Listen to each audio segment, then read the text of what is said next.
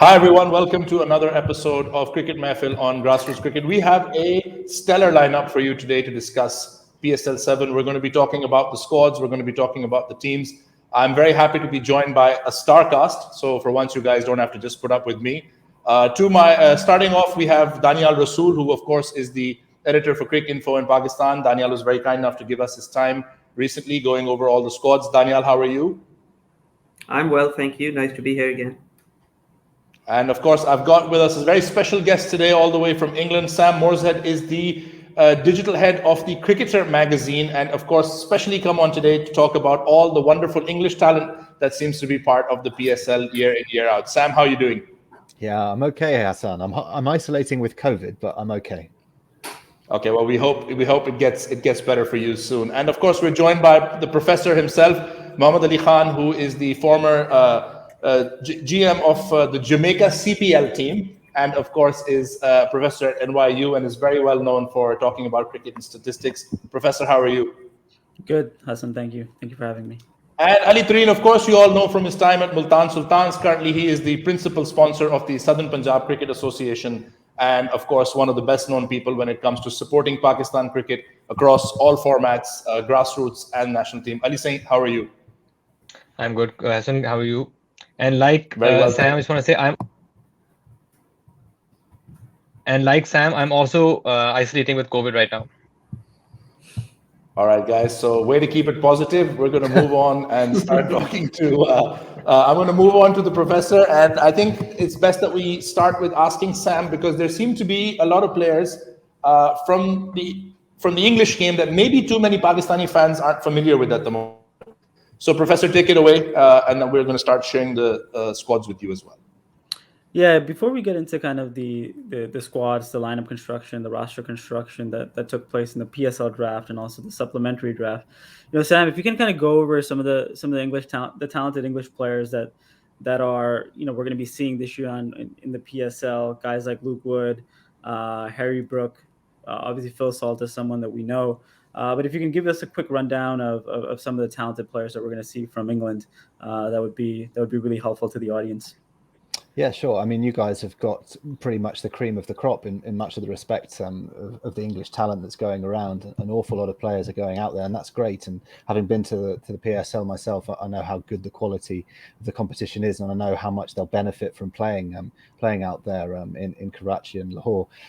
As you say, a lot of the players that are out there already, who've been back a few times, the likes of Chris Jordan, Alex Hales. You guys know these players, but there's a lot of maybe second layer players that have been doing well in the Blast and made an impression in the 100 as well last year, who perhaps you haven't been that familiar with over the course of the last couple of years. Ones that are particularly interesting for me to see how they go, two of them are actually in the Karachi Kings squad. They're Ian Cobain, who's come in for Tom Abel, and Tom Laminby, who's come in for Romario Shepherd. Cobain, who eventually managed to get into the 100 with Welsh Fire. He wasn't actually part of their initial setup last year. Is a hard-hitting batsman for Gloucestershire at the top of the order. He'll give sides a big start if given the chance. And in fact, I'm fascinated to see how he's paired with perhaps potentially Babar Azam, potentially with Joe Clark. I don't know how they're going to go at the top of the order there, but watch out for him. He's been in some decent nick for Adelaide down in the Big Bash too. And he could potentially take that form into the PSL, and it would be interesting to see then where he goes for the 100 draft after that. So it's a big shop window opportunity for Ian Cobain. Likewise with Laminby, he got into the Manchester Originals lineup last year after making a big impression for Somerset. He is a young all-rounder, but he's a batting all-rounder who bats at the top of the order. He's got all the shots. So players that come out of Somerset generally seem to have all the shots. You think about Tom Banton as well recently. Will Smead is another one who we can talk about as being part of the PSL this year. And obviously, although he's now with Lancashire, Joss Butler came through that academy, through that school as well. And these guys, they are multi-talented, multi-sports players. They've got quick wrists and they can play 360, and it's definitely a really entertaining watch when Laminby gets into full flow.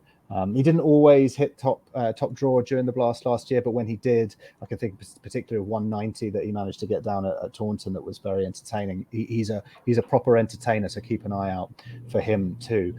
Will Smead, his partner at Somerset, is a similar sort of player in that he's got ability on both sides of the wicket. He's fearless at the top of the order, and he has the ability to take down a side in the power play. So certainly watch out for him in the first 6 overs of any given game. And to be honest, there are so many different players of different sort of skill sets that are around that you guys will have the great joy of being able to watch. I think Matt Parkinson is coming in as a partial replacement at Peshawar for a short while.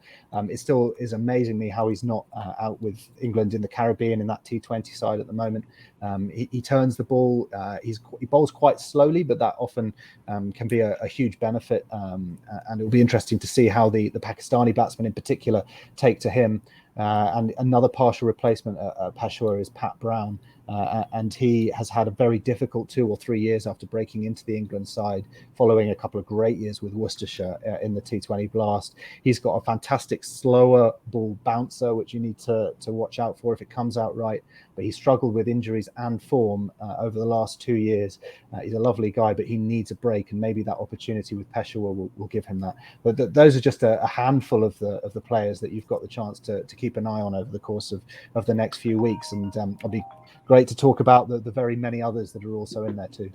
Yeah, before we get into the lineups and some of the rosters and how managements have gone to construct them, the one player that I do want to highlight is Luke Wood. Just a personal preference. Luke Wood is somebody who bowls 140 plus. He can hit the ball hard down the order, and we've seen how those guys have been in demand around the world. Obviously Andre Russell is probably the best case scenario in terms of a guy who bowls 140, hits the ball extremely hard down the order, wins games. Odean Smith is now emerged where he's probably going to go for big money. He's in the PSL. He's going to be in other leagues as well. So why is it taking Luke Wood so long to kind of get onto the franchise T20 circuit? Because his profile looks like he should be playing.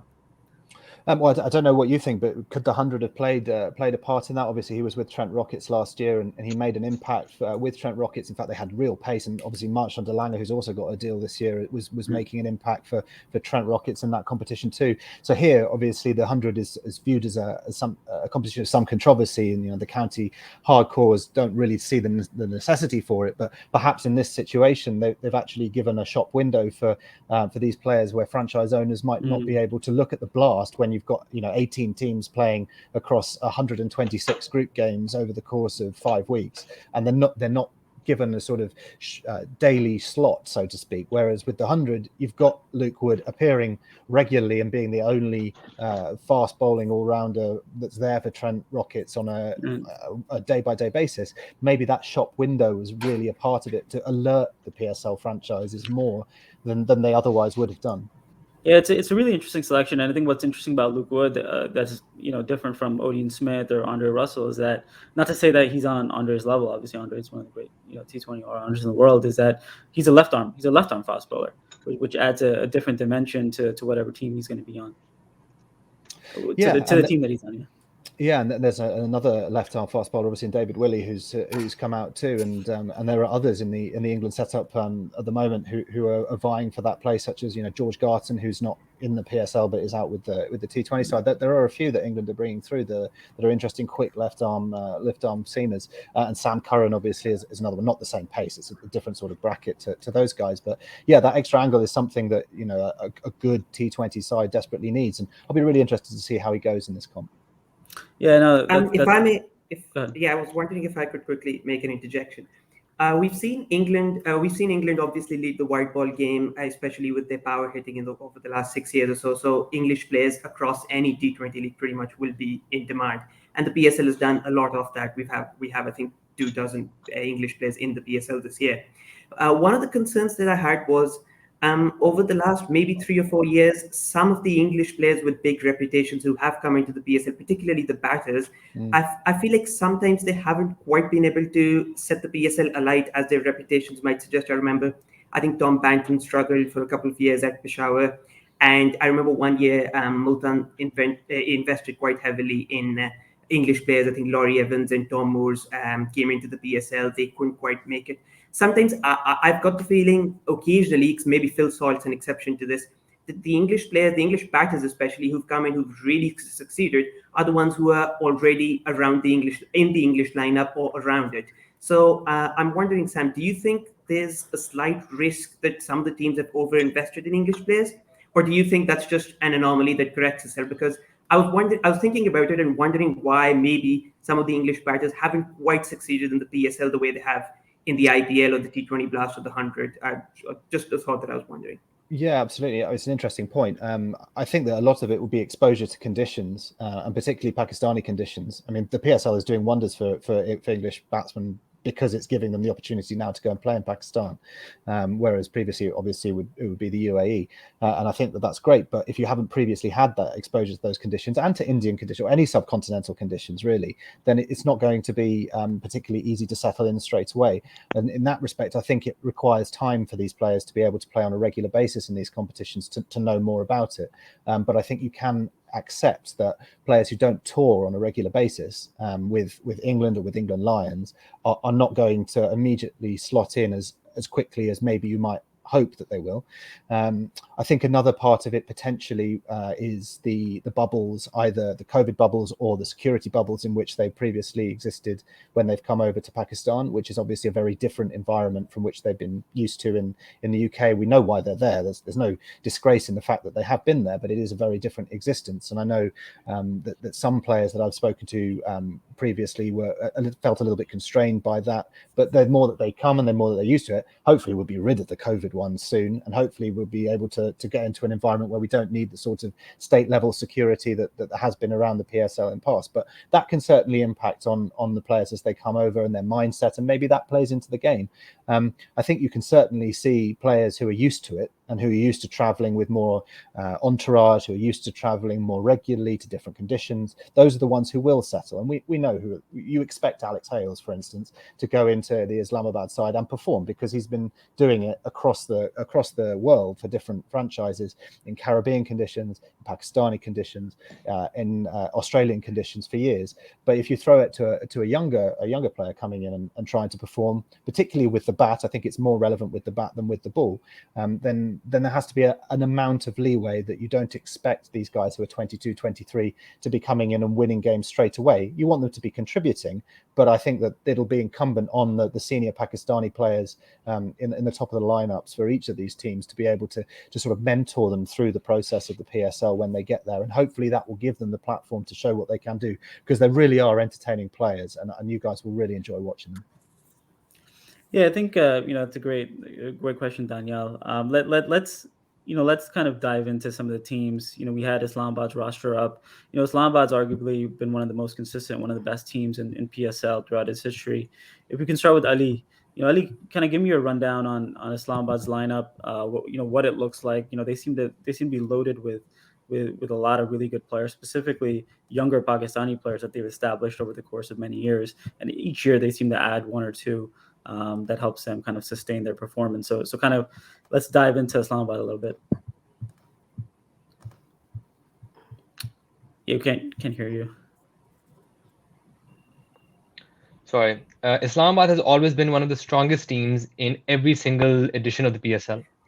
The basic structure of having batting down till 10, multiple bowling options, very aggressive people in the power play and in the middle and at the death has always served them well. So yeah, I think of all the teams I was making my 11 for, Islamabad was the easiest. So I went with Hales, Sterling, and Monroe in the top 3.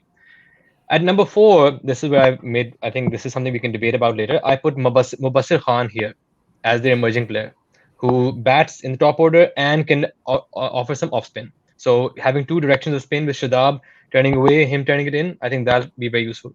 Azam at 5, Asif at 6, Shadab, Fahim 7, 8, 9, Hassan Ali, 10, Wasim Jr., and Dilanga at number 11 is what I put in so far.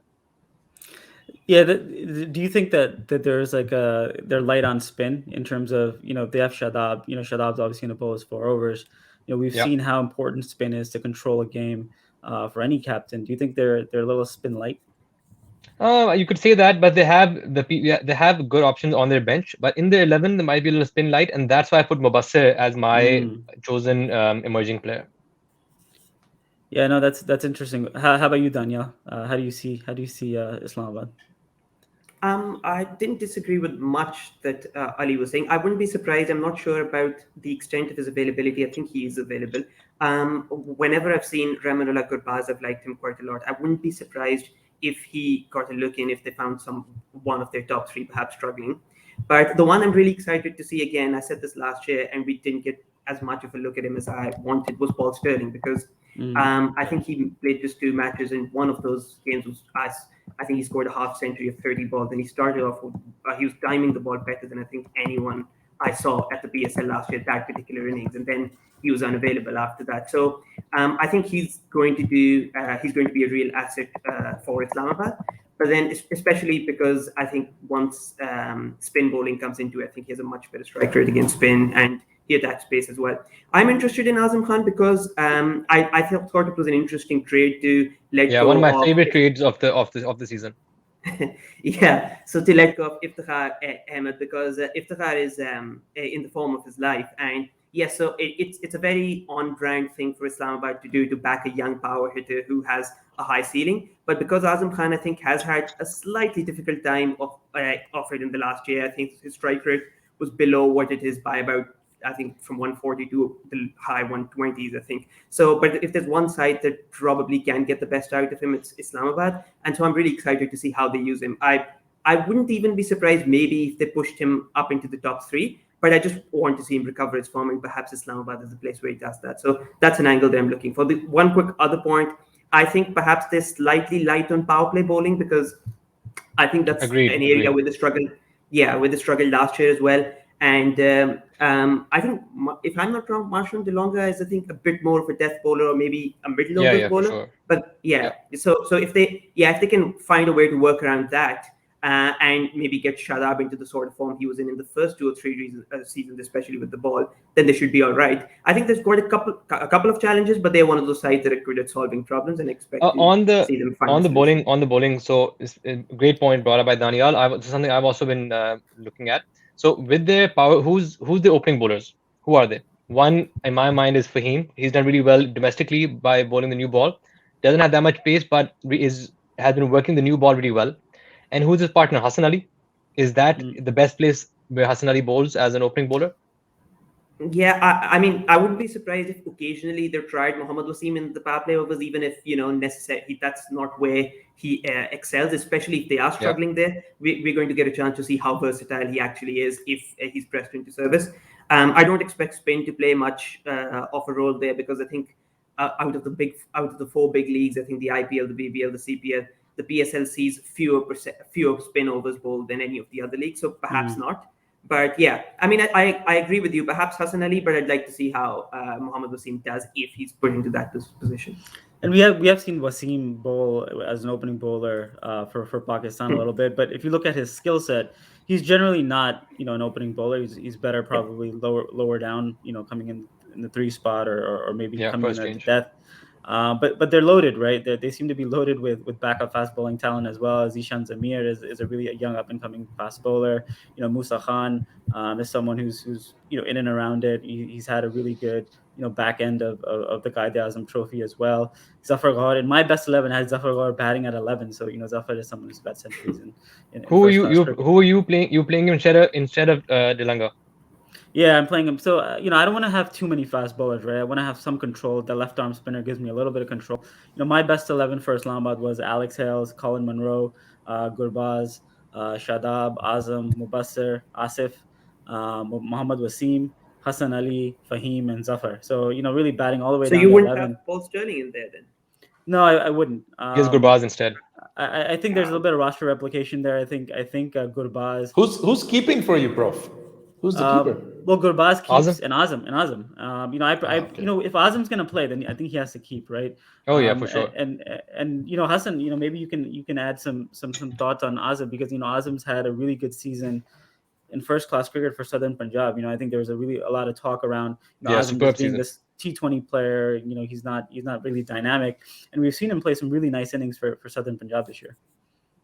Yeah, he's done very well. And also, I think the other thing is that I had a chance to talk to Rehan, and they really back him. They really believe in him. He's going to have an environment where he's taking a big step out of his comfort zone. I think a lot of people don't realize that he's always had that tag following him, that he only gets to play for Quetta because of his dad, and he keeps getting opportunities. And then he had that that thing where he was going to the World Cup, and then because when he was left out when the changes were made, and how he comes back from that, I think will shape him a lot as a person. I think he's in the right place. They will really promote him. They believe in him. They're very excited.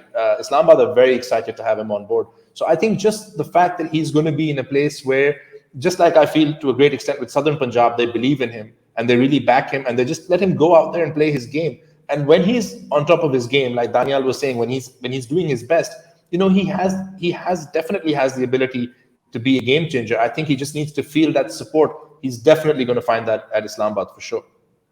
Yeah, it's interesting. I think one of the good things about Islamabad, Azam Khan, when he was in Quetta, he was given a lot of responsibility in a team that wasn't winning. Islamabad historically has had really good players and really settled squad, so he's not. They don't expect him to be their best player, right? Where in Quetta, Azam was essentially replacing Kevin Peterson. When Kevin Peterson kind of left, Quetta. Sam. When you look at this squad, what do you see in terms of a roster construction perspective? Which players do you think are going to have to maybe sit on the bench for this team, but offer some really good depth? Well, I'm interested in the fact that none of you guys have mentioned Reece Topley within this conversation yet. Obviously, he's going to be a later rival because he's in the Caribbean at the moment. But he is a power play bowler. He's an option at the start of an innings. But I can see in the conversations that you're having that it's a bit of a struggle to fit him into the lineup when you want the balance that you're talking about. So I don't know how or if do you think any of you think that he would be able to find a way in, or is he going to be stuck on the bench? Oh yeah, it's because he's not available for the first part. That's why I didn't have him there. But in my mind, he comes in instead of Delanga. They're quite different. They're quite different options with the ball, Topley and Delanga, and they do sort of operate in different parts of the inning. So I guess you would then have to shuffle around the rest of the pack to see who would. That makes sense. Roles. That's fine because right now Hassan Ali is playing as the new ball bowler. I don't think that's his specialty. He's more first change. So Reece would come in instead, and then he with Fahim, and then Hassan would move to his I'd prefer position as the first change. Yeah, it'd be fascinating to see. Fascinating to see how Reece goes. Obviously, he's been up against it for several years, forcing his way back in from some pretty terrible injuries to get back into the national side. So he's got some great strength of character, and obviously he's been out with the Renegades as well as to get some more overseas BBL experience recently. So I'm really looking forward to seeing when he gets over to the PSL, what sort of contribution he can make to this team.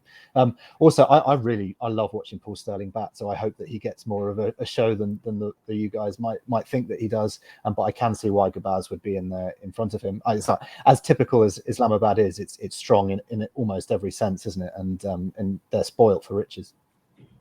I think I have Paul ahead of Gurbaz right now, and as an opener. Sam, quick question: Reece Topley, how is his death bowling? Well, England in general has a little bit of a problem with death bowling at the moment, as you can see by both the recent games, the game the other night in the Caribbean and the semi-final against New Zealand in November. So I wouldn't go over the top with any of the bowlers death bowling necessarily. I think Topley is better used earlier in the innings than later on.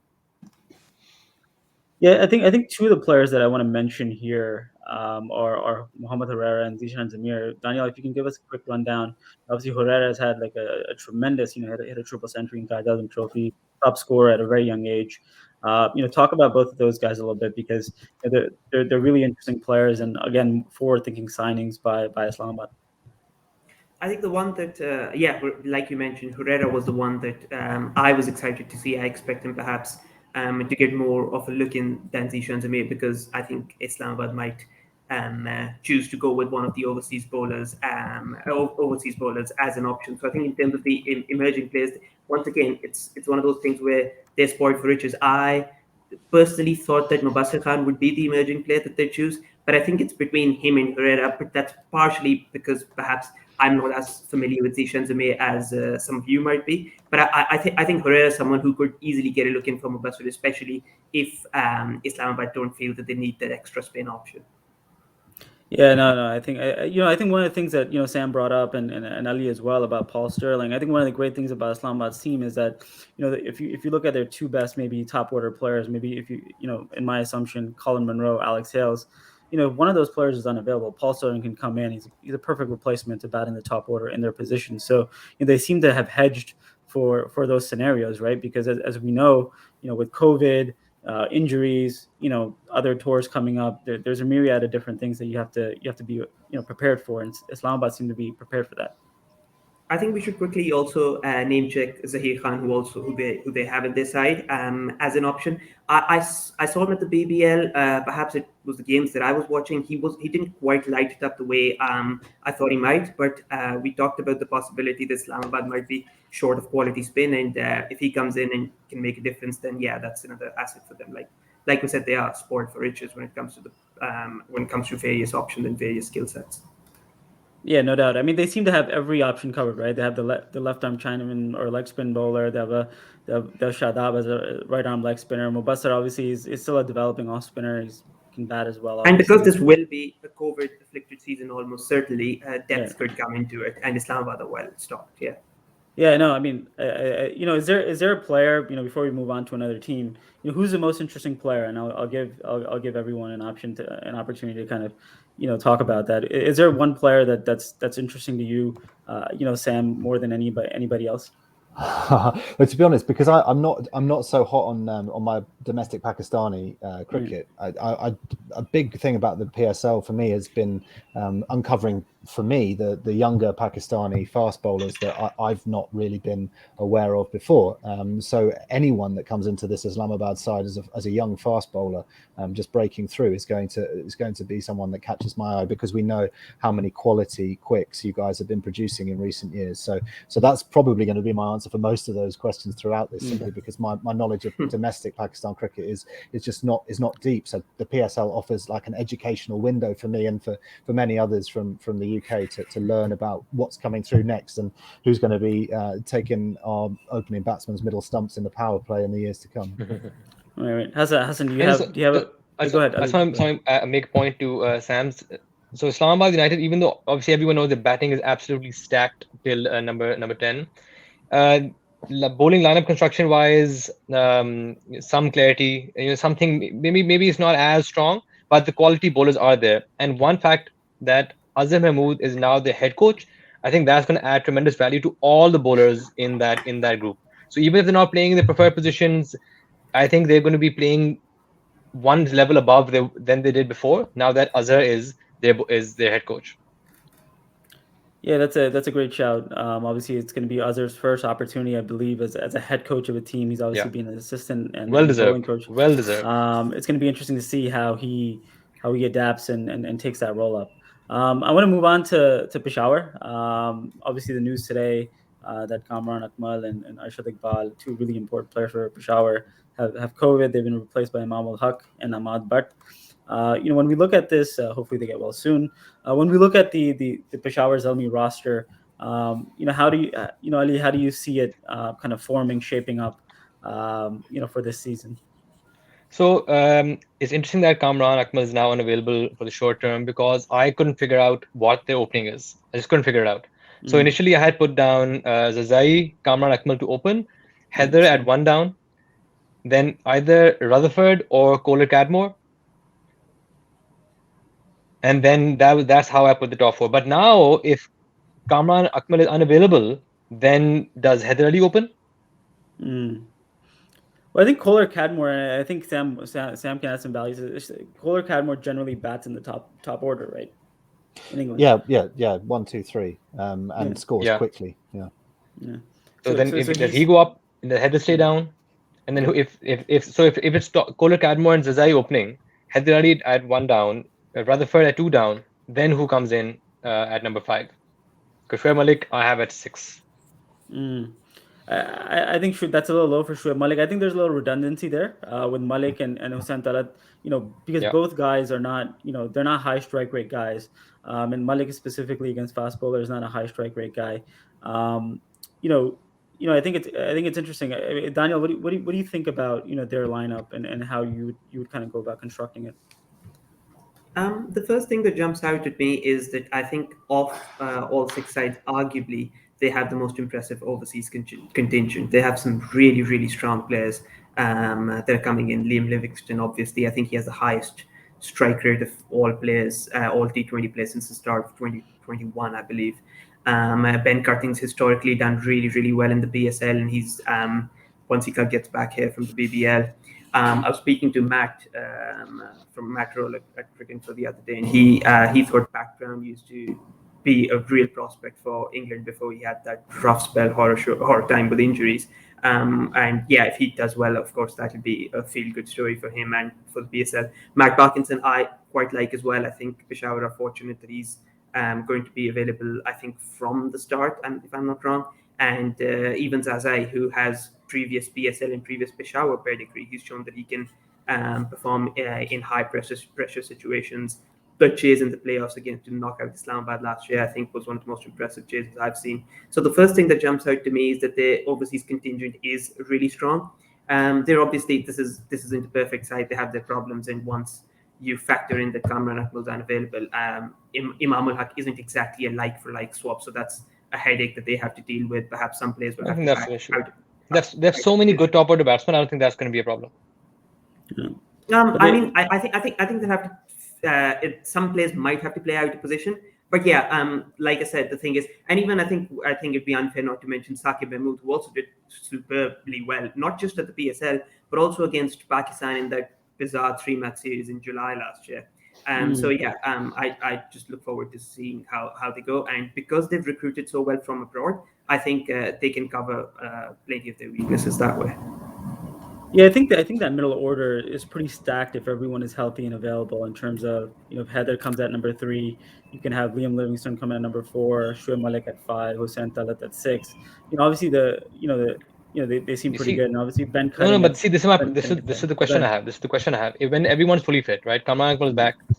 You have Zazai, Kamran Akmal, Heather, Livingston for sure, number 4. Then you have to have how do you fit in Sheriff Rutherford, Tom Kohler-Cadmore, and Shoaib Malik and Hussain Talat in the next? I don't think you do, right? I don't think Sheriff Rutherford. Exactly. So who do you pick? So who's coming in? I mean, there's a limit to the overseas players, right? So I feel like So no. So of course you have Zazai, you have Livingston for sure. Saqib Mahmood when he's fit for sure. Then who's the third one? You pick Kohler-Cadmore, you pick Rutherford. I think it's or one Cutting. of Rutherford or Cutting. One of Rutherford or Cutting, surely. Not Kohler-Cadmore? No. Once again, I don't want to upset Sam, and he might correct me. He might pull me up on this. From what little I've seen of Kohler-Cadmore, I think Ben Cutting and Shafin Rutherford might be ahead of him. But then if he's added dimension to his game since I last saw him, then of course he could absolutely prove me wrong. I think that's a fair assessment. I mean, if you want to have a replacement opener that comes in and fills a gap, then Tom Kohler-Cadmore will do that, and he has scored quickly when he's gone into some franchise competitions. But yeah, I think I would have him behind Cutting and Rutherford. I think Mohammed, who do you think is going to open now instead of Kamran? Will Heather Ali be moved up, or will Tom Kohler-Cadmore go in? Well, I think Haris will come in. Haris in the Muhammad Haris. Muhammad Haris as the keeper, right? As a wicket keeper, we've seen him bat. We've seen him bat in the top order in domestic cricket. For when Muhammad Rizwan has not been there, and Peshawar and KPK has not missed a beat with Muhammad Haris. He's a very talented player. He's not going to come in and hit the sixes and be the power hitter that Kamran is going to be. But if you have Hazratullah Zazai opening and then he's sandwiched between Zazai and Heather Ali, he doesn't really have to do that, right? He can be more conventional in his approach, and he's a good keeper. He's very athletic. I think he's one to watch out for, and I think he's going to replace Kamran eventually, if not maybe this year. Sam, I wanted to ask something relating to Kohler-Cadmore. A lot of people in Pakistan seem to think that he's a wicket-keeper batsman. Is that something that he specifically does? Or is that something that he's done? Yeah, because a lot of analysts seem to think that he'd come in as a like-for-like replacement for Kamran Akmal as a wicket-keeper, but we couldn't find too much of him having done a lot of wicket-keeping other than at junior level. No, I'm not aware of him having done a great deal at all for Yorkshire. I don't think that would necessarily be the right move. And I think if you're looking at also a long-term replacement strategy for Kamran Akmal, you don't want to be bringing an overseas guy that doesn't do it very often in just to do it on a short term. You want to have someone that can be a natural successor. So that would make much more sense rather than bringing him in to do that. Yeah, I think that's a great point, Sam. I think there's a lot of value in any league to have a local wicketkeeper, right? Like a really high quality local wicketkeeper, because you would have to spend so much money to get an overseas wicketkeeper that does the same job. So Peshawar having Kamran Akmal for all these years is really important for them. And we see what Islamabad did with getting Azam Khan, right? They've gotten arguably one of the best young T20 wicketkeepers in Pakistan. So that's a great shout. And I think with Kolar Cadmore, it's interesting because he hasn't really performed at PSL level whenever he's gotten the opportunity. So obviously, as a backup, he can be really good for them. But yeah, I mean that's kind of my take on it. I mean, Ali, do you want to talk about a little bit like the bowlers that Islamabad, that Peshawar has, that bowling lineup and how you would construct it? So looking at the bowling lineup, especially who's going to open, I think Sameen Gul is a great shout. He's really good with the new ball. He showed glimpses in the PSL when he came in as a replacement, swinging the ball absolutely miles. I think he should definitely be in the team and should open the bowling. With him, I think if they go with the emerging, they should go with Mohammad Umar, who was with us in Multan Sultans last year. Great bowler. I know Multan wanted to get him back this year, but he got picked. Great guy, great bowler. I think he'd be a good person to have with Sameen Gul. Now, with Usman Qadir being the main spinner, Wahab Riaz, obviously the captain and bowling at the death and in the middle. My question is, does Hussain Talat play as an all-rounder? Does Ben Cutting play here? I think both Hussain and Ben play. Danyal, what do you think?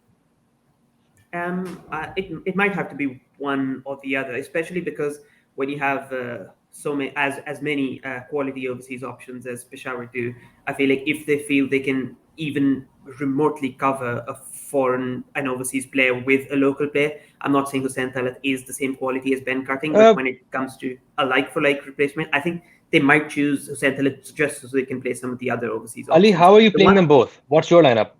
Sorry, Danyal, just a question. Yeah, my lineup is Zazai, obviously Kamran Akmal, Mohammad Haris, whoever is available. Either or, yeah. Heather Ali, Shoaib Malik, Liam Livingston, Hussain Talat, Ben Cutting, Wahab Riaz, Usman Qadir, Muhammad Amir Khan, Arshad Iqbal.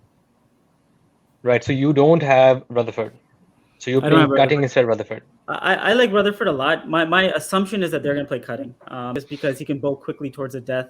Not that he's the best death bowler in the history of death bowling, but he can do a job. And obviously, that's a good question, because who's bowling death alongside Wahab? That's a good question.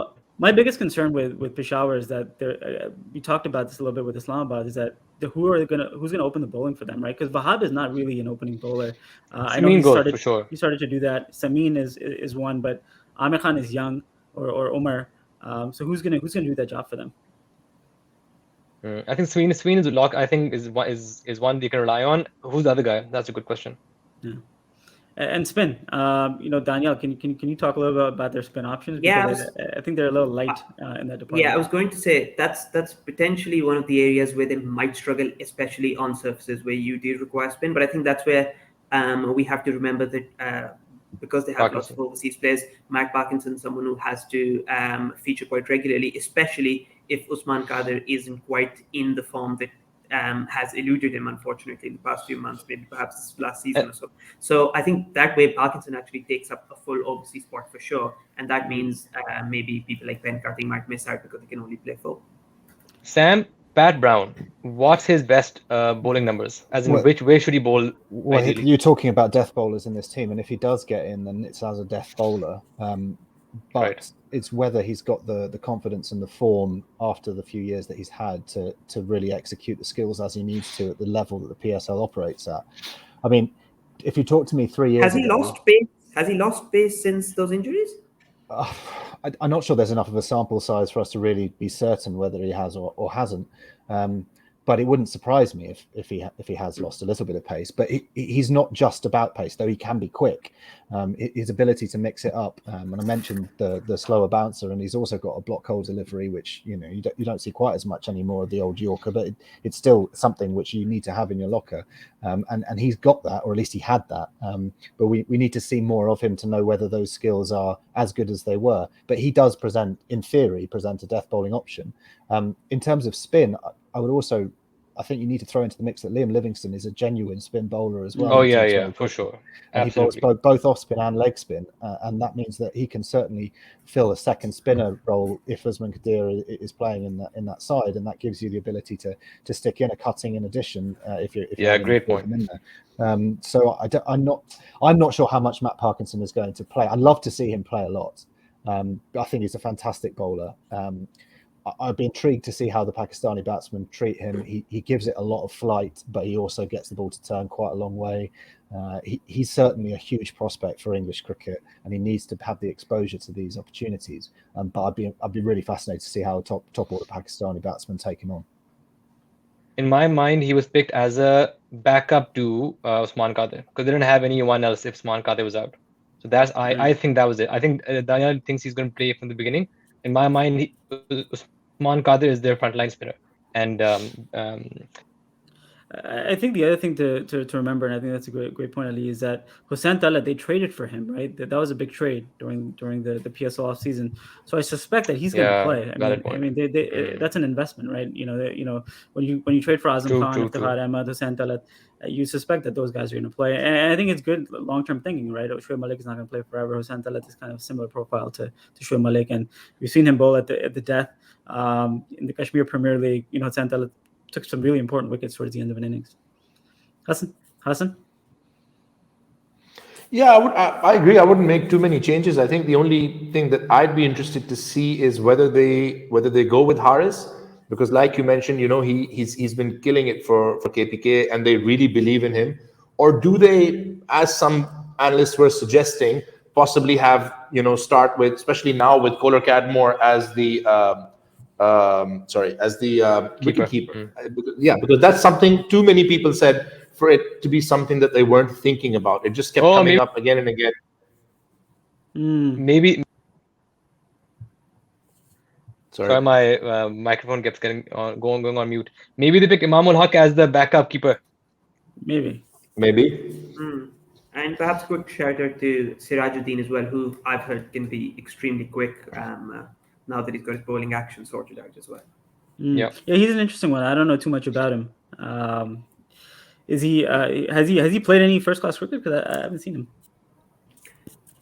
The only two things that I knew about him I used in that one sentence I just said, basically. I'll also add he's a right armer. I can add a third fact about him. Yeah, you're getting some key Sirajuddin insights in this podcast. Well, he should be an interesting one if he gets an opportunity. But I think one player who's kind of we haven't really talked about and is Salman Irshad, who was kind of part of the player development program at Lahore a couple of years ago, played for them, and he's kind of gone back to domestic cricket. No one's really talked about him, but he's a pretty good bowler, specifically at the death. True. He and also speaking of experienced bowlers who can bowl, Sohail Khan, experienced guy, can bowl at the death. Right. Yeah, no, I think with them, my issue would be, Usman Khadir and Matt Parkinson, both pretty good leg spinners. Can they play together in the same team? Do they need to if Livingstone's playing, as Sam mentioned? Right. Yeah, I guess my theory has always been that you should have three spinning options, real spinning options. Obviously, they have Livingston, they have one of the leg spinners and then one more, and I only see two from my perspective. But I could be completely wrong on this. Shoaib Malik often bowls for his army. Shoaib Malik is an all-rounder that never bowls, or doesn't want to bowl. But he's always. That's always a selling point for his selection. He's a batsman, but he can also bowl. He can bowl all spinners, but then he never gets the opportunity to do so, or he doesn't want to. I want to move on to Lahore. Obviously, a lot of excitement around Lahore this time. Shaheen Shafi's the new captain. Obviously, had a huge year for Pakistan. Everybody remembers what he did against India. Danyal, can you do a quick rundown of Lahore's lineup and what you think it's going to look like? They seem to be really on it. A lot of good players on their team, and a lot of them are fitting pretty well together. Yeah, so this is one of the first seasons where it looks like Lahore really went in with a coherent plan, and one that they executed really well at the draft as well. We know what Lahore are like generally.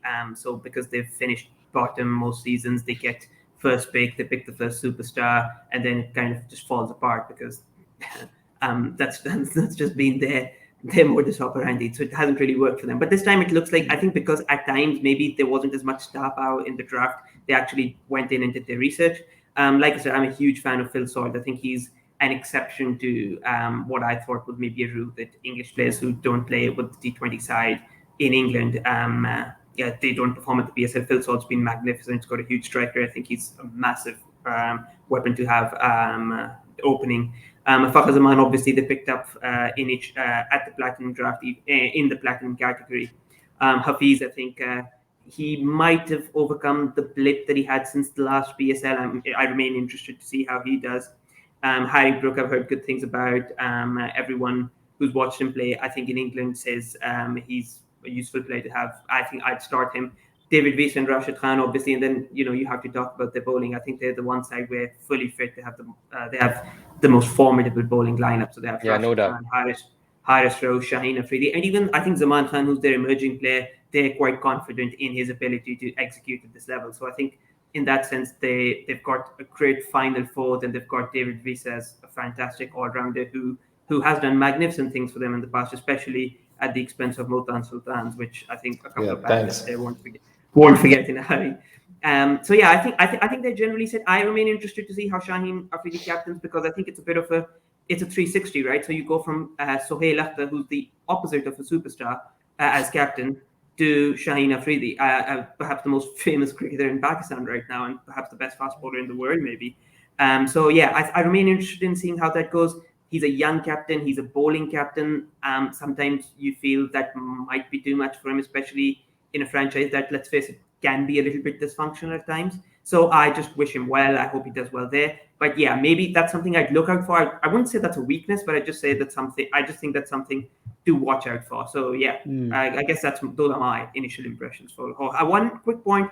I didn't know very much, and I remain intrigued about Dean Foxcroft. I think he's a South African who's played most of his cricket with Otago, but then I was looking at his cricket info profile. It seems he hasn't played much since the pandemic hit. So since March 2020, he hasn't played any cricket, and then Lahore picked him up in the main draft, which I remain extremely curious about. So if anyone has any information, do get in touch. But yeah, other than that, I think they've got a good side. Samit Patel obviously has done well for them as well. So yeah, I think they're in a better position than they've been most seasons.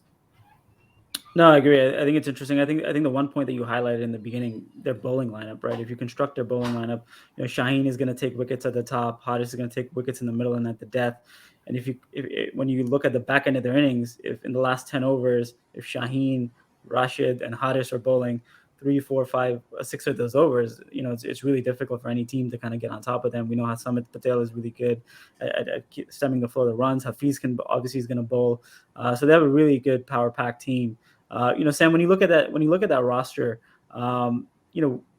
what do you see? How do you see that forming? I think one of the concerns that I would have, we talked about Phil Salt a little bit. They have a lot of top order batsmen, right? Abdullah Shafiq is somebody who's emerged in Pakistan as a top order batsman. Faulkner is going to bat at the top. Zishan Ashraf. So they have kind of 4 guys for maybe 3 spots. Yeah, I think from a bowling perspective, this is intimidating, isn't it? But from a batting perspective, it doesn't quite sort of strike you in the face as much as it does from the bowling side. And it feels like there's a lot of guys who can be quite flaky with their form that are in this from a batting perspective. Faulkner, if he's in a great run of form, then he's going to destroy an attack. But he's equally liable to go through a run of single-figure scores. And you don't know whether Mohammad Hafiz is going to be in the sort of form that you need from an experienced batsman. Phil Salt and Harry Brooke are quite similar in that respect. Harry Brooks is a great batsman. He's a great prospect for a young batsman. He performed fantastically for Yorkshire, for Northern Superchargers in the 100 last year, but he's had a really torrid time down in the Big Bash. He's not really got going for Hobart. He comes into it without many runs. Obviously, he's then going to have flown over to the Caribbean, probably won't have played, and then flown back across to the PSL. Lots of travelling, not a lot of game time. Sam, where does he bat? He'll bat in the middle order. I mean, typically probably bat around 4 or 5. But whether he fits into this side, I don't know. I guess that we're going to have to wait and see for that. I think Samit Patel does just a good job in the middle order there for this team, as Harry Brooke, and obviously offers the bowling option too. But yeah, when I look at this team, I think I would not want to be a batting lining up against it. If I was a bowling attack, I think I fancy my chances a little bit more. Yeah, no, I think that you make some great points. I think Harry Brooke is interesting because he can come in the middle order and do some different things, maybe behind Mohammad Hafiz. But I want to get to Ali. Ali, are you still with us? I think he's just stepped out for a second. Sam, I was just going to ask you a little bit more about Harry Brooke. Is that what do you think he brings to the Lahore side or to the PSL that maybe is something different? Because what's been his main strength playing for Yorkshire and playing in the 100? Well, he's a clean striker of the ball, but I mean that's what you come to expect of a lot of the English younger generation who've been brought up over the last 5 years on pitches that have been conducive for hitting through the line of it. That's basically what the plot was to win the 2019 World Cup, is to produce true quick pitches against the white ball that you could go and hit hard through it. Otherwise, you wouldn't see the numbers that Burstow and Roy have put together at the top of the order. That's basically been the mantra. And Harry Brooke is similar in that respect, in that he can deliver fast runs. He's fearless. He'll take on the ball at the death, but he's equally good at maintaining a good strike rate through the middle overs. So he's similar to a lot of these guys that are coming out of English cricket at the moment, but he is in a bit of a lull in form, shall we say, compared to what he was doing last summer. Where it's always interesting, isn't it, with young players as to how they come out of those stretches, because some of them will find it really difficult. Some of them they're carefree. I don't know Harry Brooke personally. I don't know how carefree he is, but if he can sort of just shrug off a run of poor scores, then use this as an opportunity, then it could be the making of him. And obviously he's just got into the international setup as well, so that he's being looked at really seriously as a prospect for the next white ball cycle. So look, I'm not sure whether he would be straight into this team if I was selecting it. But if he does get picked, he's not a bad option, that's for sure. Yeah, they seem to have these three overseas players that are going to bat in the middle order: Ben Dunk, Dean Foxcroft, Harry Brooke. They're kind of fighting for one spot. So it's gonna be interesting to see if Harry Brooke is the one who gets in there. Obviously, Ben Dunk has a history with Lahore Qalandars. Ali, I want to go to you, and I want to talk about the lineup construction. Let me just share what I have. I have Fakhr, I have Abdullah Shafiq, I have Zishan Ashraf, I have Hafiz, I have Ben Dunk, I have Kamran Ghulam, I have Samit Patel, David Wiza, Rashid, Haris, Shaheen, and Zaman. What does it look like for you? I think if I was choosing the team, I might agree with you more. But I think what Lahore will play will be different. I think they'll definitely play Phil Salt as one down. So it'll be Abdullah Shafiq, Fakhr Zaman to open, Phil Salt as one down, 4 Hafiz. At 5, it'll either be Harry Brooke or Ben Dunk. 6, Sohail Akhtar. I would prefer Zishan Ashraf here. I think they'll play Sohail Akhtar. 7, David Wiese. 8, Rashid Khan, and then Haris, Shaheen, and Zaman would be the bowling. But then you think, and it'll be either Rashid Khan or Samit. I think Samit or Rashid will play, not together. Okay. They could play together, but I think it would be one or the other. I think if you have a spin attack of Rashid, Hafiz, and Samit, that's a pretty good spin attack, piggybacked by Haris Rauf, Shaheen, and Zaman. That's pretty formidable. Yeah, no doubt. The one player that wasn't discussed, Hassan, is Kamran Ghulam. He's a favorite of mine. I think he's a multi-format. Yeah, I'm a huge fan. Absolute huge fan. Multi-format star for Pakistan. He's going to be the guy who's going to be batting at 5 for Pakistan in T20 and maybe in all formats. What do you think about him? Because I think he has to play. And he's very good under pressure, right? So just going back to the T20 competition that was in Pakistan earlier this year, he wasn't picked for KPK.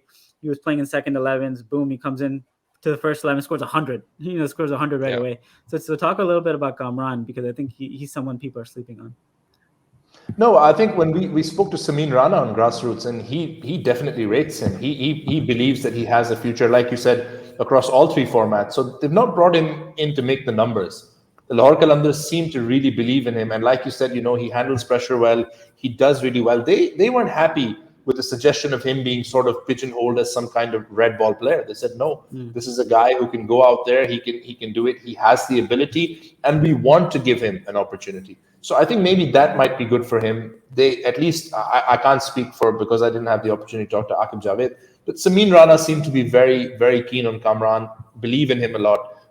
And I think they're willing to give him that opportunity. And like you said, if he does well, if he's able to translate his form, then he'll have that confidence of having performed in the PSL. And once he has that behind him, absolutely, he's someone who gives you a lot of excitement for Pakistan cricket going forward, because these are the kind of players you're looking for, guys who have the ability but also the attitude, to go into all the formats. And yeah, he just seems unflustered under pressure. He knows his game. I wouldn't pigeonhole him as being sort of just very young. So, and I think the fact, honestly, it'll come down to how much they believe in him, which they seem to do. Samin Rana was very clear about that. I think that could make But where a will he big difference. bat? Where will he play? But where will he Five. bat? Because if he's at 5, then they're not playing Ben Dunk or Harry Brooke. So then they're only going in with 3 overseas. So Phil Salt at 3, Hafiz at 4, 5 if Kamran Ghulam plays, then there's no Dunk, there's no Brooke. I don't think they'll do that. I wish they did. I want them to do it.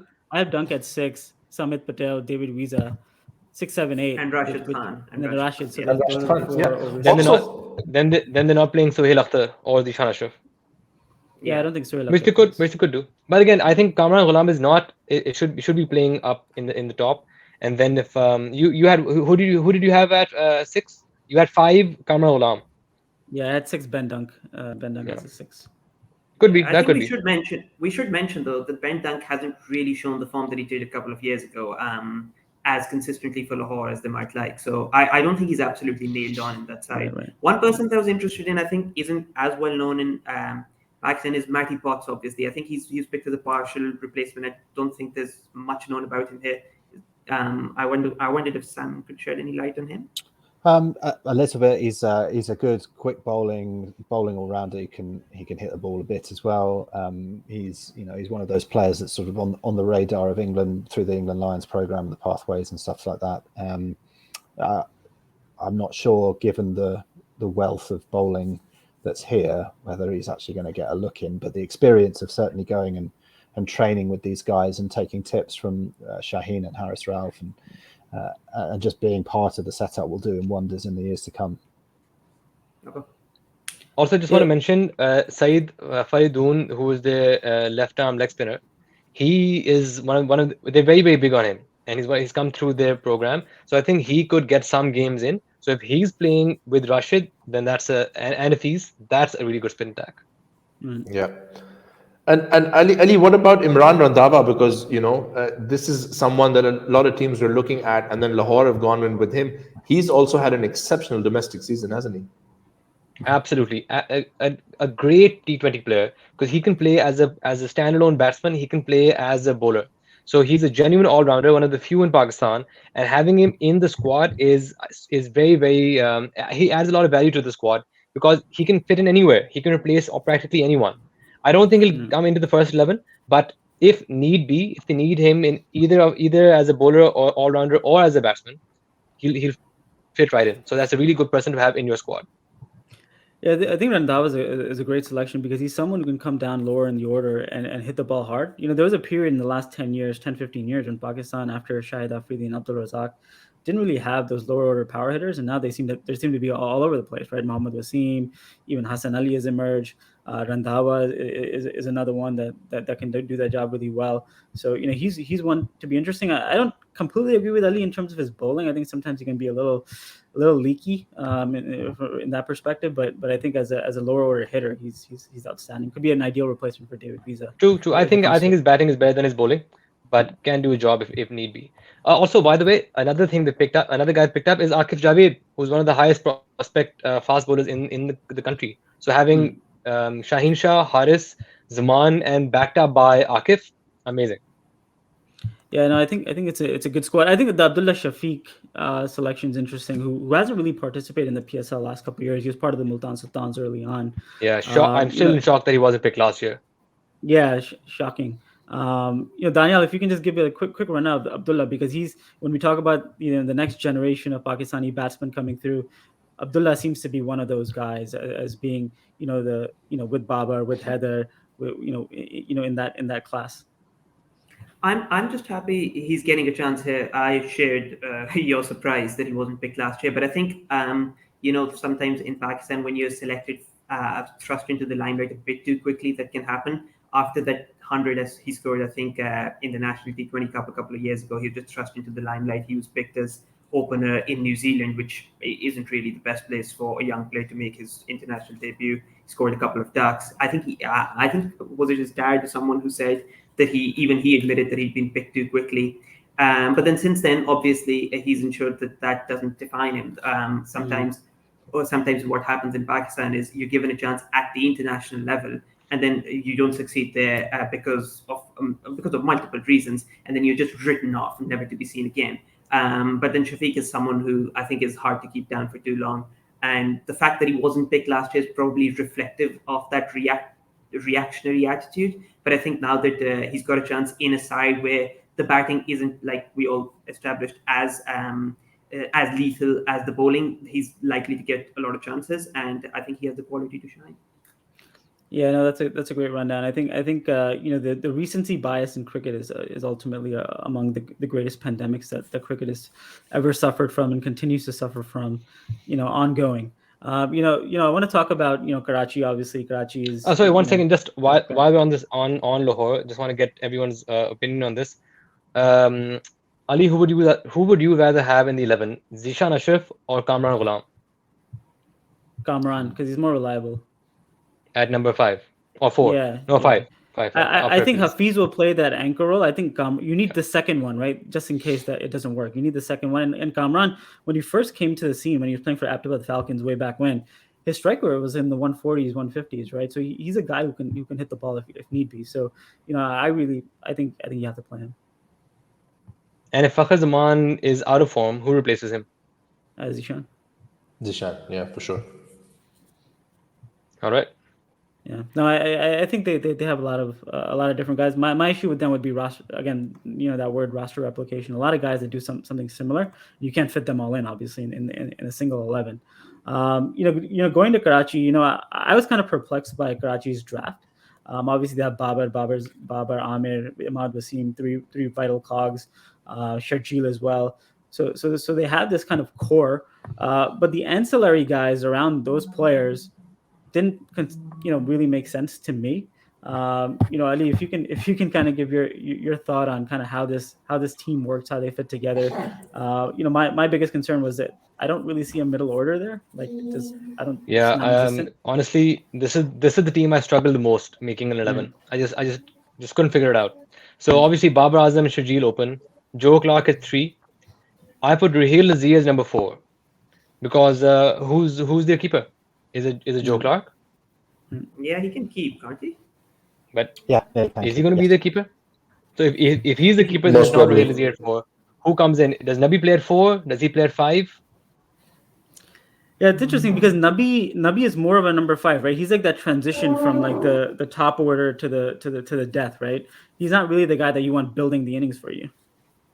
Then who's the number 4? Yeah, I just think that batting order just ends very quickly. You go down below 5 and just ends essentially. You have Lewis Gregory batting as high as 5, perhaps in a lineup, in the sort of lineup that they fielded. So yeah, I do have concerns for them around that as well.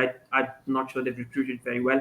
Like we said, they've got 3 or 4 of the best players, but then they don't have, as we mentioned, the squad depth. I'll tell you what I put together so far.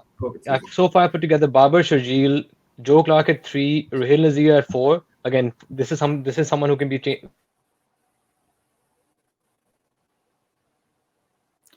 I think to balance the side a bit. Yeah. Can you still hear me? Yeah. So I put Amir Yameen in, someone to balance the side, who had a great season with Southern Punjab as well. Can bowl with a new ball and give that batting at number 7 a really good value in that role. 8, Imad Wasim. 9, Umaid Asif. Yeah, or Chris Jordan once he's available. And then Amir and Ilyas. So my questions were number 4 and number 9. These are my 2 questions. Who's your emerging player, Ali? Who I don't have the emerging player in the team yet. Well, Taha would have to play, right? Qasim Akram? Yeah. I mean, I think they messed up their emerging strategy slightly because I think they didn't calculate who'd be at the World Cup, right? So initially, I think they might have to play. Well, is it Talha Essen, the 18-year-old, who really not much is known about? They also picked Mohammad Taha Khan. They just picked as a partial replacement. Is he an emerging player? Yeah, he's an emerging. Does he qualify as an emerging player? Yes. Okay. That's what he's listed as. Then, he could be pressed into service there then. Yeah. And I just want to mention Saib Zada Farhan because I always think he's a young player, and then I just looked at his age and I think he's in his mid-20s now. So yeah, he's just someone I feel like at one point is going to come good in a really elite way. He But, could easily come hasn't in number happened yet. 4. I think he so could be good value number 4. Yeah, I think he has a role to play. But the batting's weak, yeah. Even with him at 4, Nabi 5, Louis Gregory 6, Amir 7. And I also, don't think that's as strong as the other teams. Also, hugely And I out think of we should position, mention right? Tom Abel isn't part of the side anymore, right? That I don't No, have he's not. him up there No. in the graph. Yeah, he's not there. Okay, I think we should mention that. Yeah.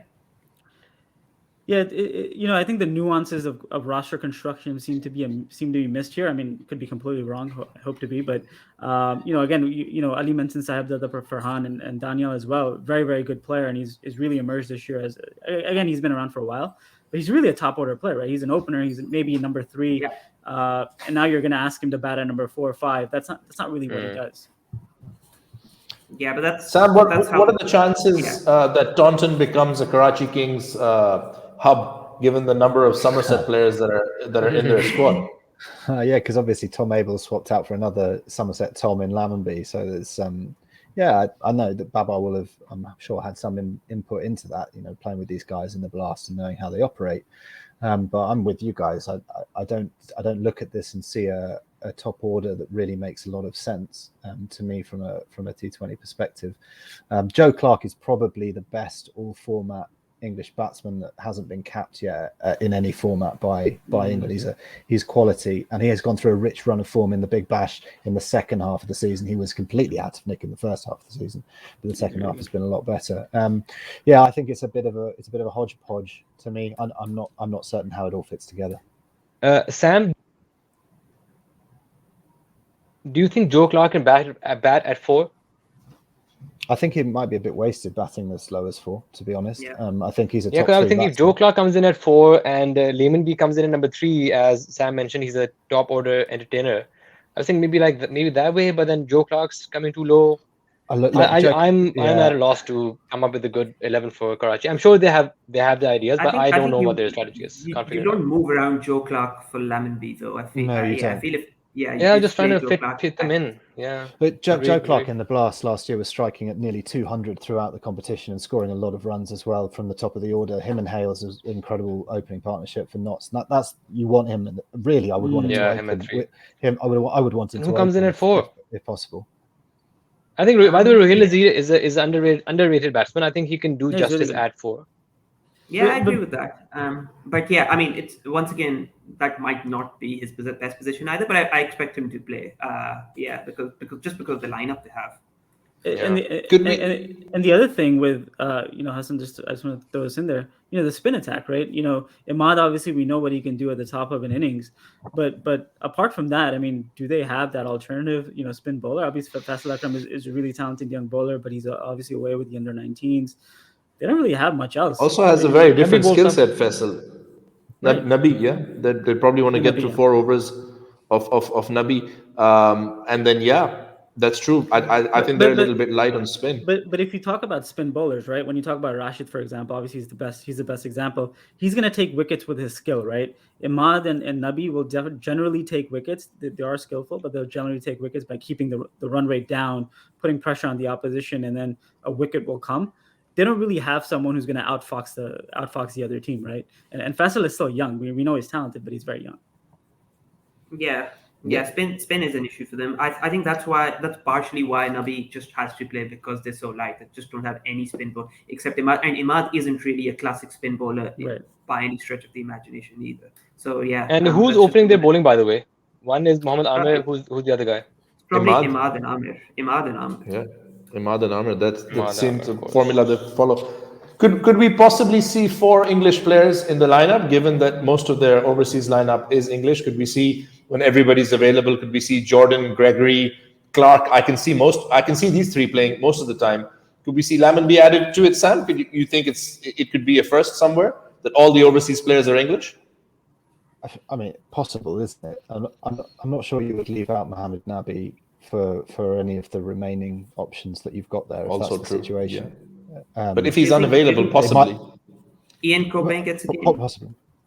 I mean, I'd love to see. Cobain's had a cracking Big Bash is a surprise pick going down to the Adelaide Strikers. People didn't really know what he was about. He's done the business with Gloucestershire and with Welsh Fire and the Hundreds here in the last couple of years. So over here he's not an unknown quantity, and it'd be interesting to see how he goes. But again, you have to open really, and he's not going to open in this team, is he? I don't see where that would fit in. I would want to have Clark open this team, and he might not open either. So I'd be surprised if the other guys got much of a look in. And I think it'd be Gregory, Jordan, Clark, and Abby, the four that are going to fill these spots.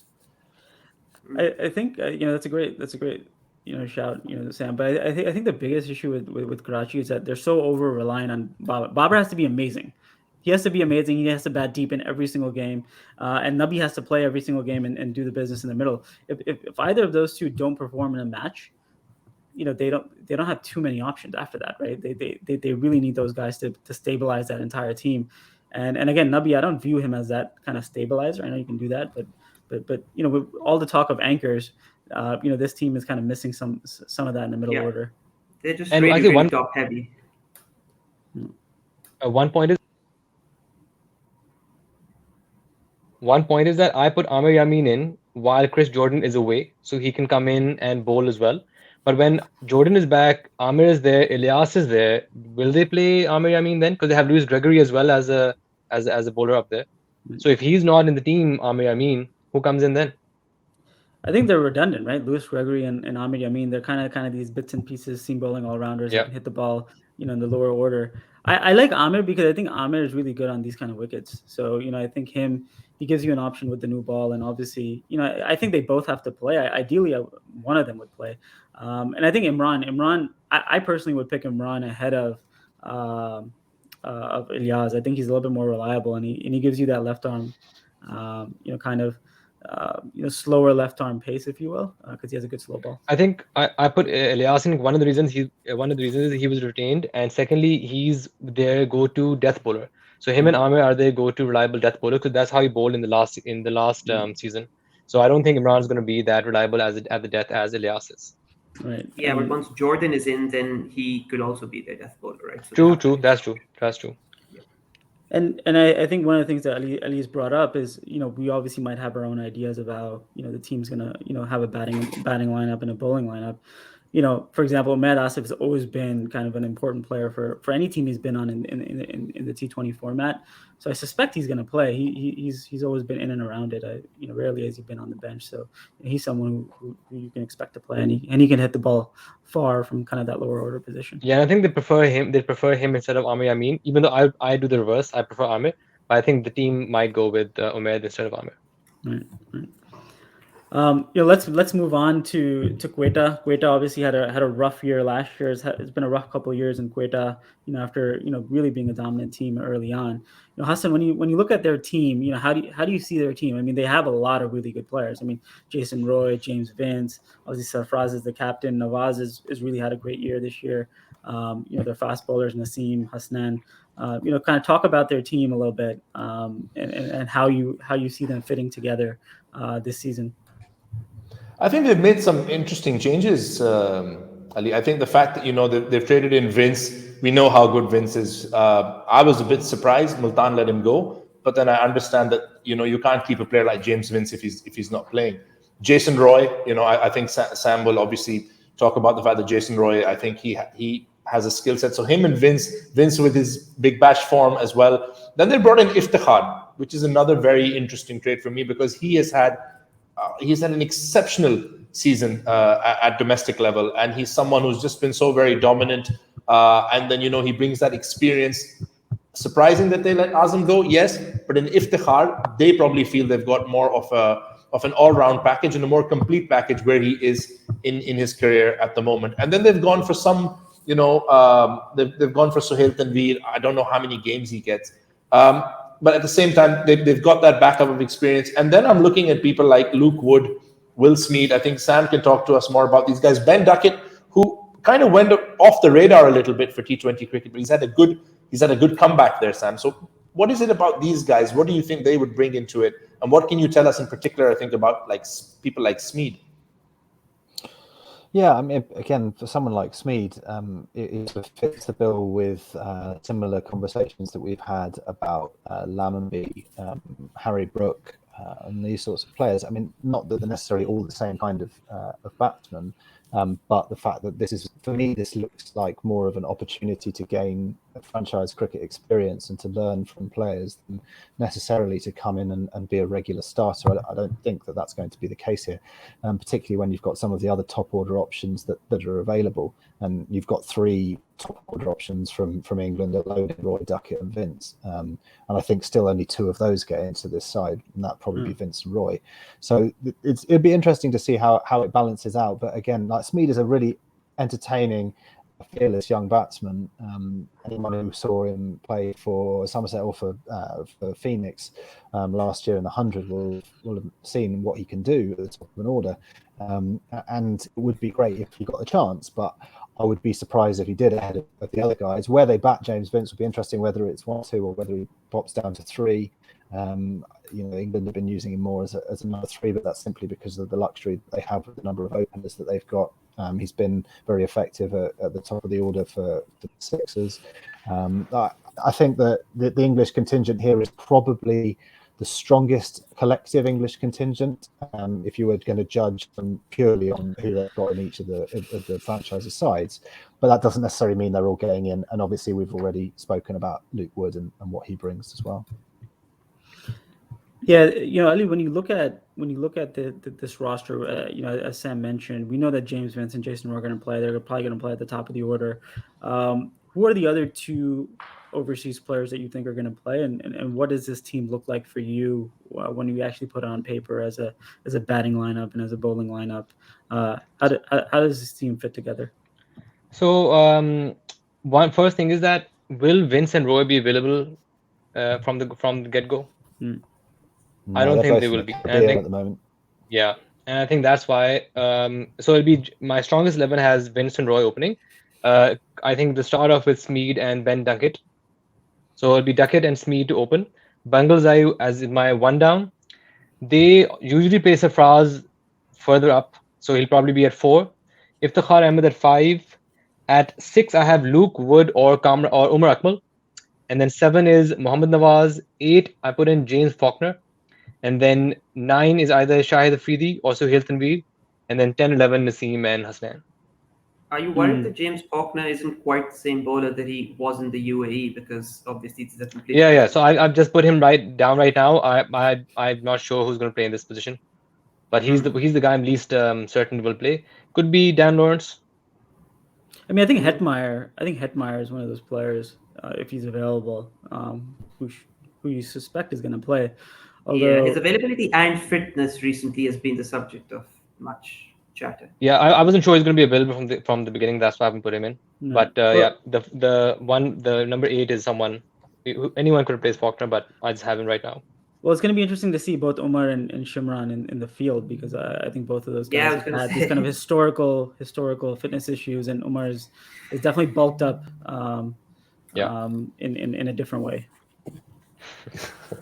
I think I'm using that to describe myself in the future. Bulked up in a different way. I like how that sounds. So I think also Ehsan Ali they're very keen on, so he might come in at 1 down and Bangalzai at 2 down. But then where will Sarfraz come? I think just before we go to you, Danyal, I think with Ehsan Ali, I think it's important to highlight he's had a really great domestic season. In the Azam Trophy in first class, he's not someone who comes in and he's batting at a 50 strike rate, right? He's coming in, he's batting at 70, 80, 90, even 100 at times strike rate. So he's a guy who comes in and he can hit the ball really hard. And he also plays conventional cricket stroke, so it's not just kind of closing your eyes and swinging from your heels. That part of it. And I just want to mention Nawaz as well. We've seen Nawaz really emerge for Pakistan this year as kind of not only a good left-arm spinner, but a hitter, a lower-order power hitter. We saw what he did against West Indies recently in Bangladesh, winning games. I'll just hand it over to you, but I wanted to highlight those 2 things. So basically, Nawaz did his reputation no harm. I think in South Africa as well towards the end when he sealed the T20 series victory towards the end. The only thing I'm concerned about, I don't think we should gloss over the fact that yes, Jason Roy and James Vince are to maybe two of the most lethal batsmen you could have opening. But the fact that they're not available straight away, that's just such a huge setback for them right off the bat. Because they just have no one really to replace them at anywhere near that level of quality. That's one concern that I have. The other concern I have is perhaps their two prime fast bowlers are a bit similar in Hasnain and Naseem Shah. Obviously, Naseem's had a slightly difficult time with the injuries as well. Hasnain did extremely well in the BBL, but yeah, it's open to debate whether his frame of mind is impacted by that action test. I think that's hanging over him at some point. Hopefully not, because I always enjoy watching him bowl.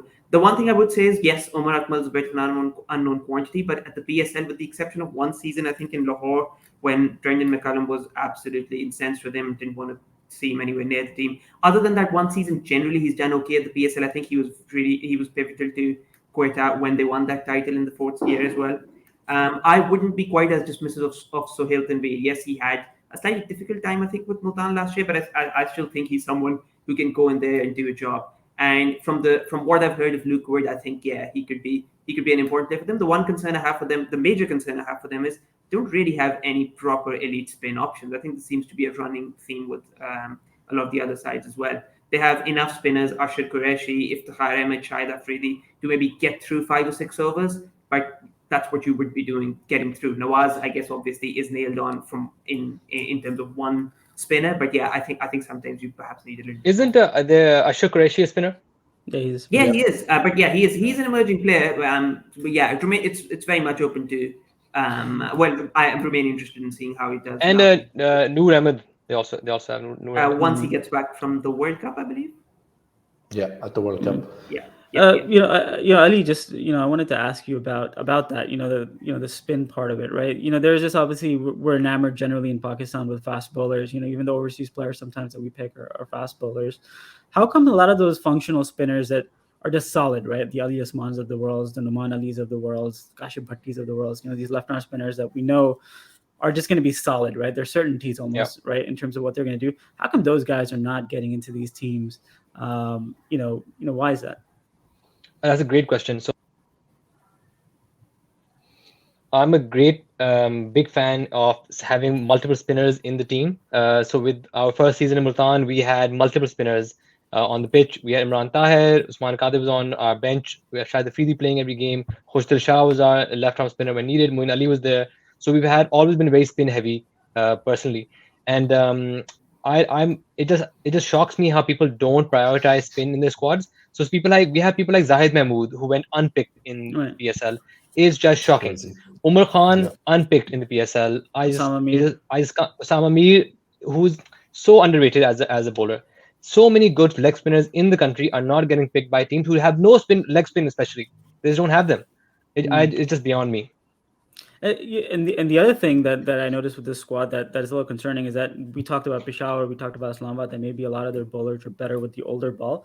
I think when you look at Quetta, a lot of their bowlers are better with the newer ball, right? Like Naseem is better with the new ball. Sohail, I think Luke Wood, bowls up front, back in England as well. Ghulam Mudassir, bowls up front. Hasnain is kind of an older ball bowler, but they seem to be top heavy in that respect. And who's going to bowl for them at the depth? Fair point.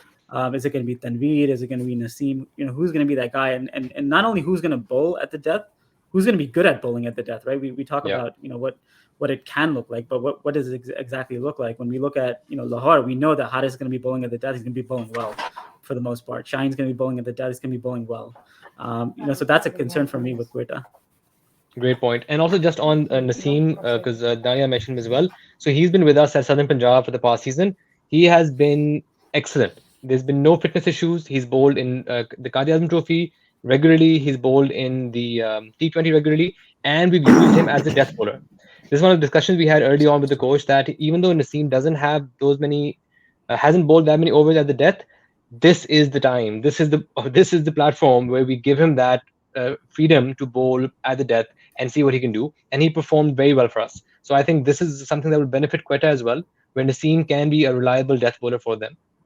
Yeah, I think they're really reliant on Naseem and Sohail. I think Sohail has to be really good for them. Yeah, I think so. Think you're right. Given this discussion, I think James Faulkner would be out for Sohail Tanveer. Right. and even Khurram Shahzad, who's probably not going to play as a starter. I'm a huge fan of Khurram Shahzad. If he's also listening, I love you and I wish you were in my Southern Punjab team. And I tried to get you, but your coach didn't trade you. But I love you. In case you're hearing this. I think it's I love yous that got him worried. Maybe if you can go on with something else. Sorry, guys. I know we're big on love, South Punjabis. You know we're big on love. Absolutely, guys. I know Sam has to leave. He has prior commitments also. Sam, just before we let you go, can you just talk a little bit about your time when you came over to Multan and watched the games? Because I remember being at the stadium and you were right there in the middle of everything. What do you remember about the atmosphere? And this is right before the whole COVID outbreak happened. It was a nicer world, a better time. But what do you remember from that time being at the stadium? Yeah, thanks. I'm sorry I have to jump off early. So I love the time at PSL. It being in Pakistan was something special. It was obviously just a month before the whole world shut down, so it feels like a lifetime ago now. But just being part of that experience, the culture of being in Multan when cricket was going back to Multan at an elite level for the first time in so many years was something truly amazing. And just the general warm reception of the people there and the experience was phenomenal. And just to really experience the different way in which the Pakistani public treat cricket really as a there's often a cliche that you talk about sport and religion and sports being a religion, but it does seem that within Pakistani culture, it is treated in such a different way as we do with sport, professional sport over here, and it being sort of intrinsically linked to someone's personality, their family, their history, and it was a really special time to be out there.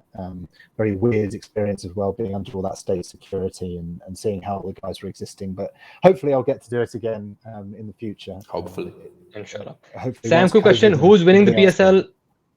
Well, Sam, who's winning the PSL? I'm always going to say Multan because I'm a Multan. Right answer. Hassan, always the right answer. Yep. And who's the top score? Who's going to be the top scoring foreigner?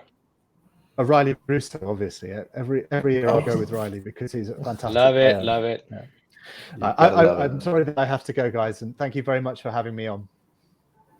Brilliant to have you, Sam. Go well. Thank you. Thanks, Sam. Speak soon. Bye. So as we're on to the last one, but before we go to Multan, I just want to ask, Danyal, this is a really important season for Sarfaraz, right? There's a lot of conversation around Sarfaraz in terms of the emergence of Rizwan, and obviously Rizwan is now one of the top players not only in Pakistan but in world cricket. Quetta has struggled over the last couple of years, and so there's going to be an extra spotlight on Sarfaraz. What do you think? What do you think is the future of Sarfaraz if Quetta maybe doesn't do as well? I think I've said this before. So about a couple of years ago, when Rizwan was really chomping at the bit, when he didn't get the opportunity that many people felt he did, and Sarfaraz was struggling, the topic of Sarfaraz in the side became a little bit toxic. I think from all sides, there was just it was so tribal, it was so unpleasant, and I think Sarfaraz really isn't the sort of person who deserves that either, to be fair. So I don't think it helped his form either. I think he might not have been in the best mental shape either. So I think when it comes to Quetta, there's a lot more freedom with how Sarfaraz is able to express himself. I don't think I remember last year, of course, he still had his moments when he lets the captaincy get to him. He gets a bit too emotional because he is an emotional guy. But I think it does free him up to express himself and his captaincy in a way that towards the end he really, really wasn't able to with Pakistan. And secondly, I think I remember that last year Sarfaraz actually had, if not quite a renaissance, he had a solid year. So over the last year, his T20 strike rate was higher than Azam Khan's, for example, which would surprise me a fair bit. But yeah, I mean, that does indicate that he is capable of reinventing himself, of adapting, because that's what you think of when you think of Sarfaraz. He's an adaptable cricketer, especially in T20 cricket. He finds ways to score runs, even though he's by no means a power hitter. He's the only player, I think, who's captained the same side just for the 7th straight season now. Really experienced. And yeah, I think now that essentially the question of wicket keeping in the Pakistan side has been determined, it might not be the outcome that he wants, but probably does free him up mentally to be able to just enjoy the years he has remaining as a cricketer. And yeah, best of luck to him. I think everyone wants to see him do well. And I think that's one of the great things about PSL, right? So someone like Sarfraz, not to say that his international career is over, but let's say he didn't play for Pakistan as he used to, he's still going to be making a lot of money and getting a lot of presence with Quetta for however long he plays, and that's one of the great things about I guess privatization or franchise cricket, and one of the great things about PSL, where someone like Sarfraz still gets time in the sun as a prominent player and a prominent Pakistani player in Pakistan. I think none of that made sense, but I didn't know how to transition. Yeah, so last one, Multan Sultans. I know there's a lot of interested people in obviously the Sultans and how they're going to go. I'm really intrigued by this team, and I'm going to go to Ali right away. And what do you think this team's going to look like on the field? There's a lot of players that I like. So Ali, just give us your rundown on what the lineup construction looks like for Multan. So I feel Multan is a very, very well balanced squad, similar to Islamabad United, where the balance is there. The team looks almost set. There's one place, because some of the players weren't available. I think there's one spot which I'm a little worried about, but otherwise the squad looks pretty good. So we have Rizwan and Shan Masood opening. Sohaib Masood at 1 down. At number 4, we have Riley Rousseau. 5, Tim David, our wildcard pick. Number 6, Hostel Shah. And number 7, this is where I'm slightly worried.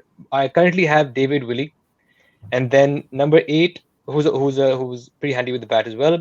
Number 8, Abbas Afridi, who's our emerging player and a very, very good all-round player. 9, 10, 11, Imran Khan Senior, Imran Tahir, and Shahnawaz Dahani, everyone's favorite young player. So my only thing is that the batting isn't as deep as I'd be comfortable with, especially compared to people like Islamabad United. And overall, the bowling, Are you concerned about this? Sorry, are you concerned about their spin bowling? Because if Imran Tahir isn't there, who do they have? Or if they need? Yeah, I'm concerned about Multan's bowling as a whole. Obviously, because there's such a deep connection. That's why I feel extra worried. But yeah, that if I had to see something, the bowling isn't as strong as I'd like it to be.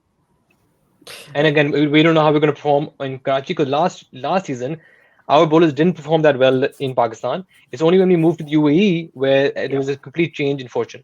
So it's something I am a little worried about. And besides Dahani, who do we have as our real genuine pace bowler?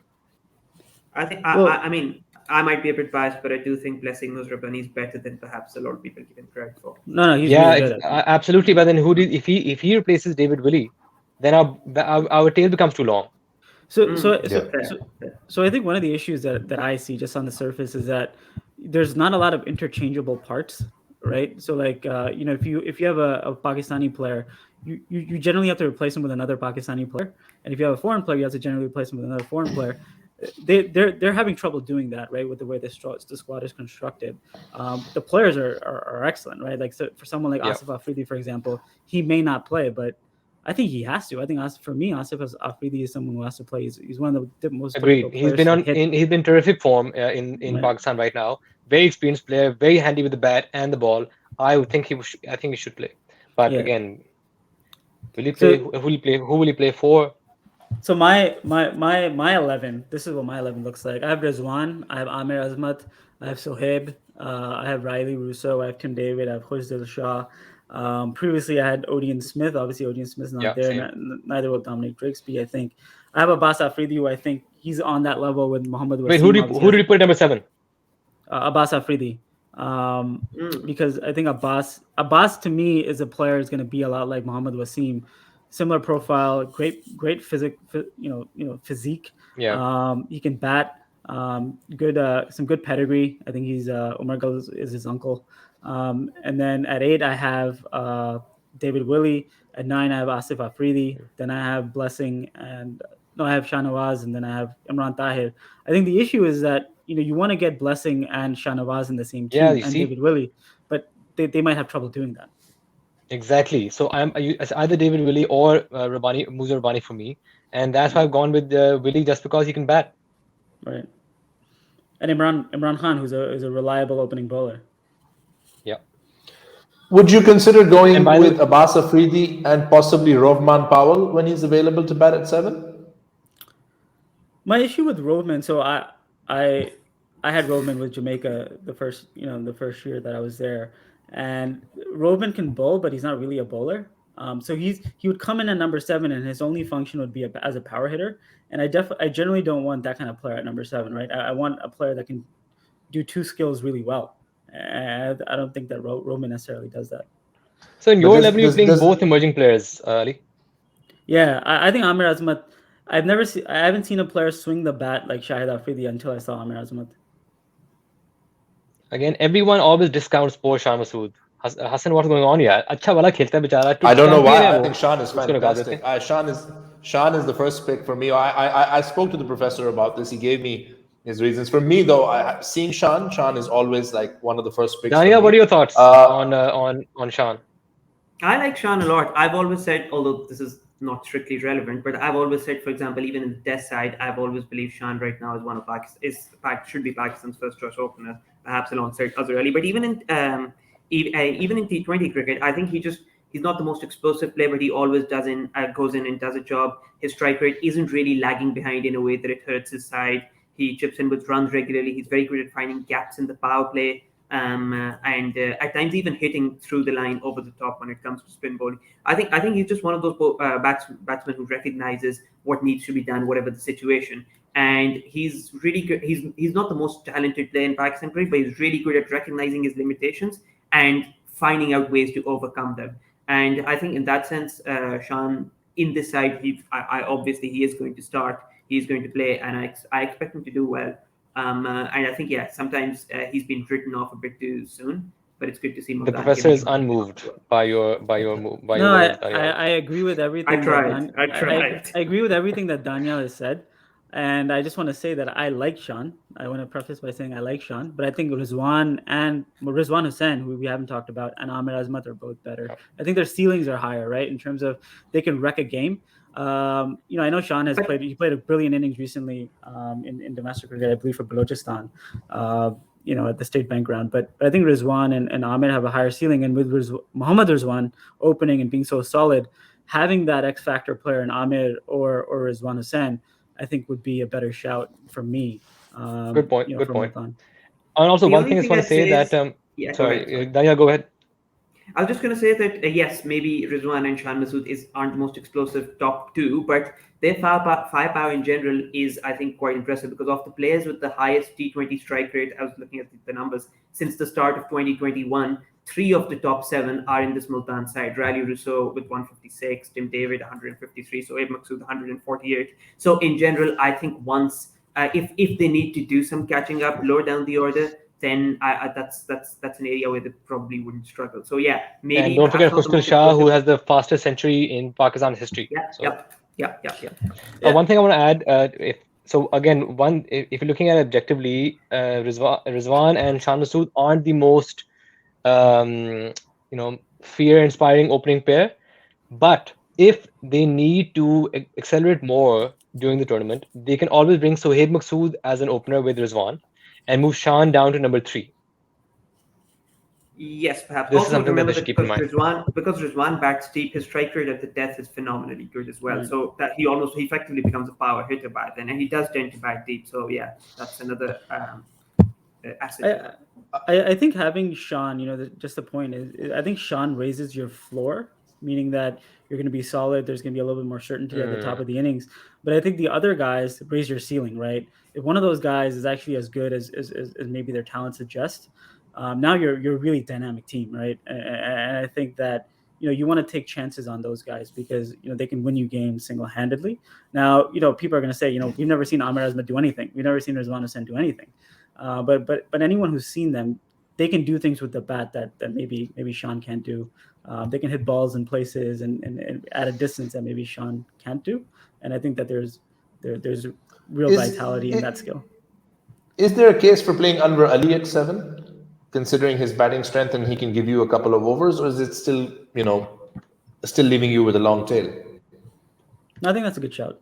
I think Anwar Ali at 7 could be. Because he's done well with the bat in the last couple of years. I think he's probably done better with the bat than he has with the ball. Yeah. If Anwar Ali comes in, who does he come in for? Imran Khan. No, he comes in at 7, which we haven't really identified Instead anyone of- for anyway who- so but- far. David Willey, Is there too I many think. bowlers? David Willey. I don't know. Probably. David Willey Willey's- is currently at 7, right? David Willey's a good player. If he's available, I'd play him. Right. So let's say if you want to fit in Muza Rabbani, if you're struggling with your fast bowling, you want to bring in Muza Rabbani, especially by the way, early on against Karachi, he has a great record against Babar. So I think for the match against Karachi, I think Muza Rabbani should be in the squad. I'm just struggling to figure out who's gonna come in instead. So if he comes in, he'll come in for David Willey. But who bats at 7? Didn't Imran Tahir just hit a really nice 50 in the Legends League? Can we bump him up to 7? Yes, but most of the opposing legends are in the coaching staff now, so they will have to bring them into bowl first. But yeah, that is a good question. Do you play Muza Rabbani and leave out one of Dahani or Imran Khan then? No, you don't leave out Dahani. No, you don't leave out. You can't leave out Dahani. By the way, good question on this. On this question, we'll get to that. Get to my point afterwards. But if Dahani is unfit, what happens then? Because I feel he's the one guy they can't replace with the local guy. So if they bring in Muza Rabbani for him, then who's out? Yeah, I mean, and that's a concern because you can't really pitch your lot in with one player given this is a COVID season. And from what I hear, Multan are having 1 or 2 issues with COVID right now, so that might affect them at the start. So that's another thing to watch out for. Tell me a lineup without. But tell me a lineup without Dahani, because I'm just not that I'm saying he's injured. I'm just saying if a key player is missing, who comes in to replace him? Because if Muza Rabbani is in, who doesn't come in? Dahani. Yes, but then you need 4 foreigners at most. I think it's so really Muza Rabbani, right? Imran Tahir, either what? Riley Rousseau? Willie, Riley Rousseau, Tim David. You can only pick 2. I think Riley Rousseau and Tim David 100% are going to play. You can only then you're not picking Imran Tahir, but then you don't have a leg spinner. Right. No, I think if Dahani doesn't play, Muza Rabbani plays, and then David Willey subs out for Anwar Ali. I think that's how they have to do it. Yeah. No. But then you still have Muza Rabbani, Imran Tahir, Tim David, Riley Rousseau. Yeah, right. You're right. You can only play 2 of Muza Rabbani, Willie, and Imran Tahir, and you have to play Imran Tahir. So really, because there's no other spins, it's almost impossible to play with Muza Rabbani and Willie in the same team. Although in an ideal world, that's what you would want. Because obviously you need Tim David, the batting depth that he gives, Khushdil. I think Anwar Ali is a good one because I think he fulfills a really good function. My only issue with Anwar is that he's not really a reliable bowler, right? At this point in his career, he doesn't really have pace, doesn't really have accuracy. He's just he bowls, but he's not really a bowler. Yeah. What about Roman Reis? Do you think is he fit right now? Again, I like Rahman, but if Rahman plays Imran Khan, there's a lot of kind of guys at the end that really can't really do anything. No, I mean, then would you prefer Roman over Anwar, or does that extend the tail too much? I think it extends the tail too much. Yeah. And I think Imran is a bit better bowler right now than Rahman, but I think Rahman has done well recently in the domestic. Who's opening? I think Willie. Yeah, I think there's some issues there. I think Willie has to. Also, Willie and Imran. Having said that, Dahani, yes, the middle overs are where he takes his wickets, but Dahani has a better economy rate in the power play than he does in the middle overs. That's actually his most economical time, so maybe could get an over in if required. And who's bowling at the death? Well, I think Dahani, Willie, probably those 2 guys. So Willie's definitely playing, right? So Willie's definitely has to play. Muza Rabbani is not in. Yeah. I don't see him getting in. But if Muza Rabbani is in, he's in for Willie and he'll bowl at the same times. Yeah, probably at the same times. I think that they have. I think the players, the actual talent on the roster is really good. I think how that fits together is going to be a little bit of a challenge. Especially in the bowling lineup. If players go in and out, it's going to be a real challenge for them. But the team looks good, and I think Rizwan's captaincy is a real X factor. I think Rizwan's a really good captain.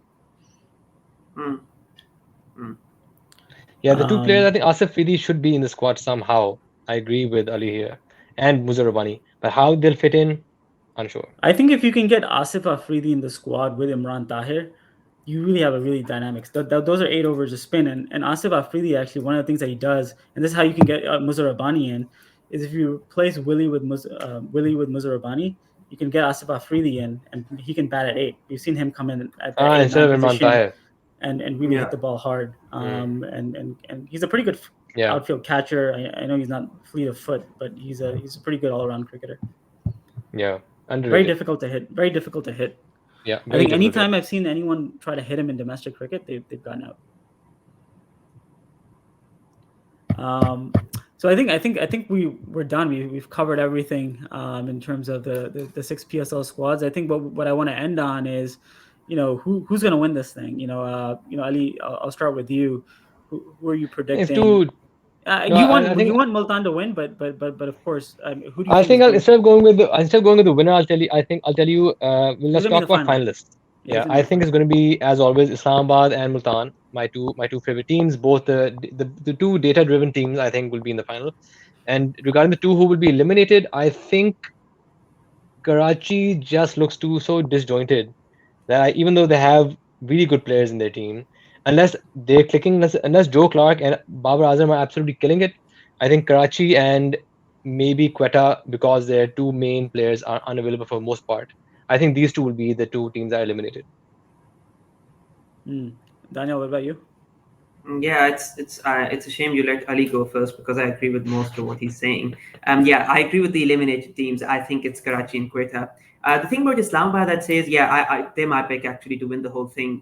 But yeah, curiously, their reaching the final drought has been longer than any of all the other 5 sides that reached the final since Islamabad last reached one, which is just bizarre to me. But yeah, I expect that to break, because they always do well in the league stages, and yeah, sometimes you can get unlucky in the playoffs. But they just have so much strength in depth, which will be crucial this season. They're my pick. They're my pick to win the whole thing. I don't know if I'd pick Multan. I think it's one of Multan or Lahore. It's really hard to say who the other one would be. I'd actually quite like an Islamabad-Lahore final, just for that cultural contrast of styles, data versus, at least historically, anti-data. Data. Yes, yeah, exactly. yeah. I think I'm in a similar boat. I think in terms of the way teams are structured and built, I think Islamabad and Multan are right up there. As you said, Islamabad has historically been very good in the league phase, just because they've had really good teams and they've structured their teams really well. I personally think that Lahore should get there, because their bowling attack is just so phenomenal that they're going to be able to keep scores down. They can really control a game with their bowling, right? With their defense, right? It's like a Premier League team always getting clean sheets. They should be getting a lot of clean sheets, but can they mess that up? Maybe they can. So with that possibility, I think Multan obviously should be there, because with Rizwan and that top 6 that Multan has is really good. So yeah, I mean, I guess I'm kind of wishy-washy here, but I think Islamabad definitely, and then between Multan and Lahore.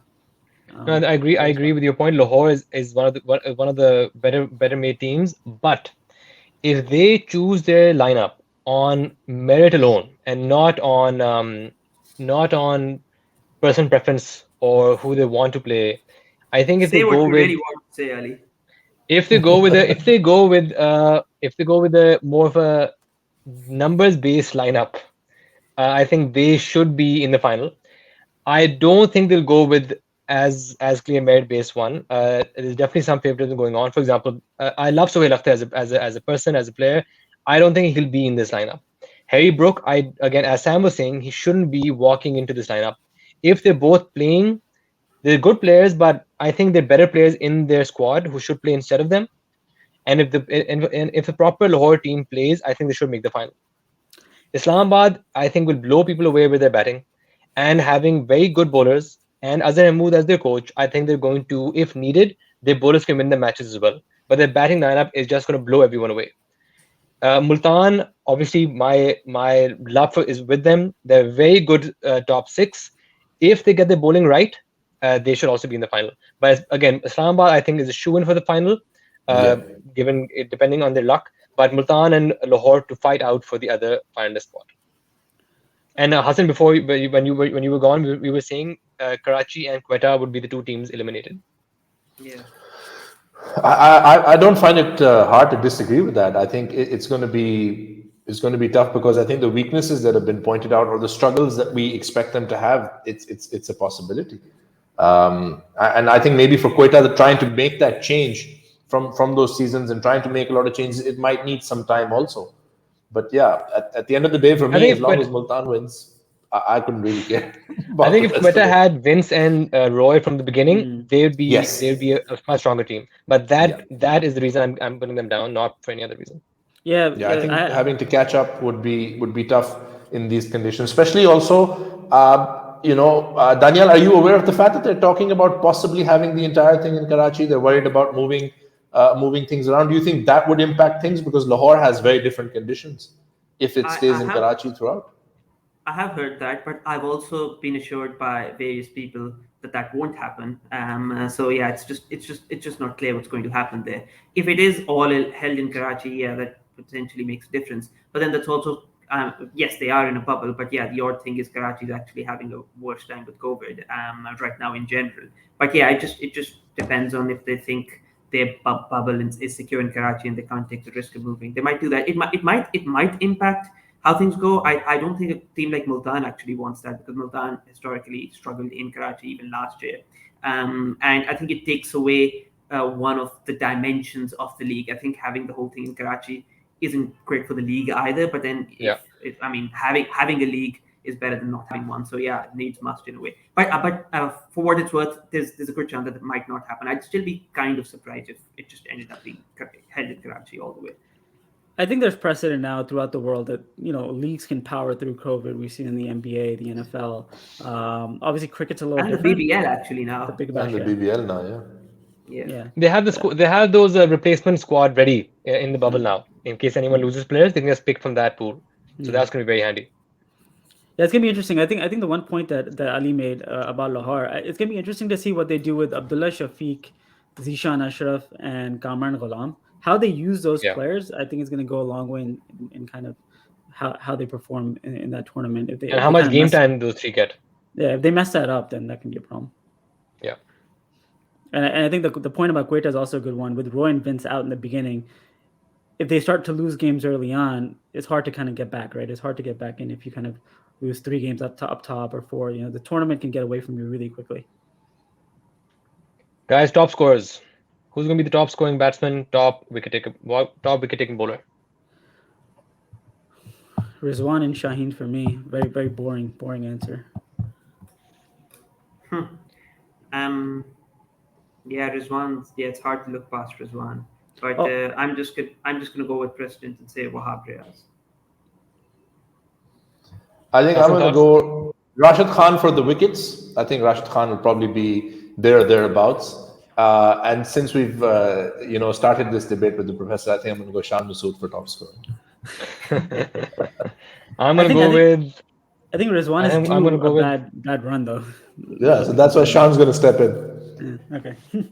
I'm going to go with Azam Khan as top scorer if he plays high enough. And wicket taker, for any tournament, I always pick a left arm quick to be the highest wicket taker. So I'm going to stick with Shaheen. That makes sense. Yeah, can't see anything wrong with that. No, I think those are fair. Those are fair picks. So I guess we're done. We've covered everything. Hassan, can we wrap this up? Are we good? Yeah. So guys, if you, for those of you who are going to get to watch this, we've really enjoyed having this conversation. Sam was with us for a large part of it, but he had to go.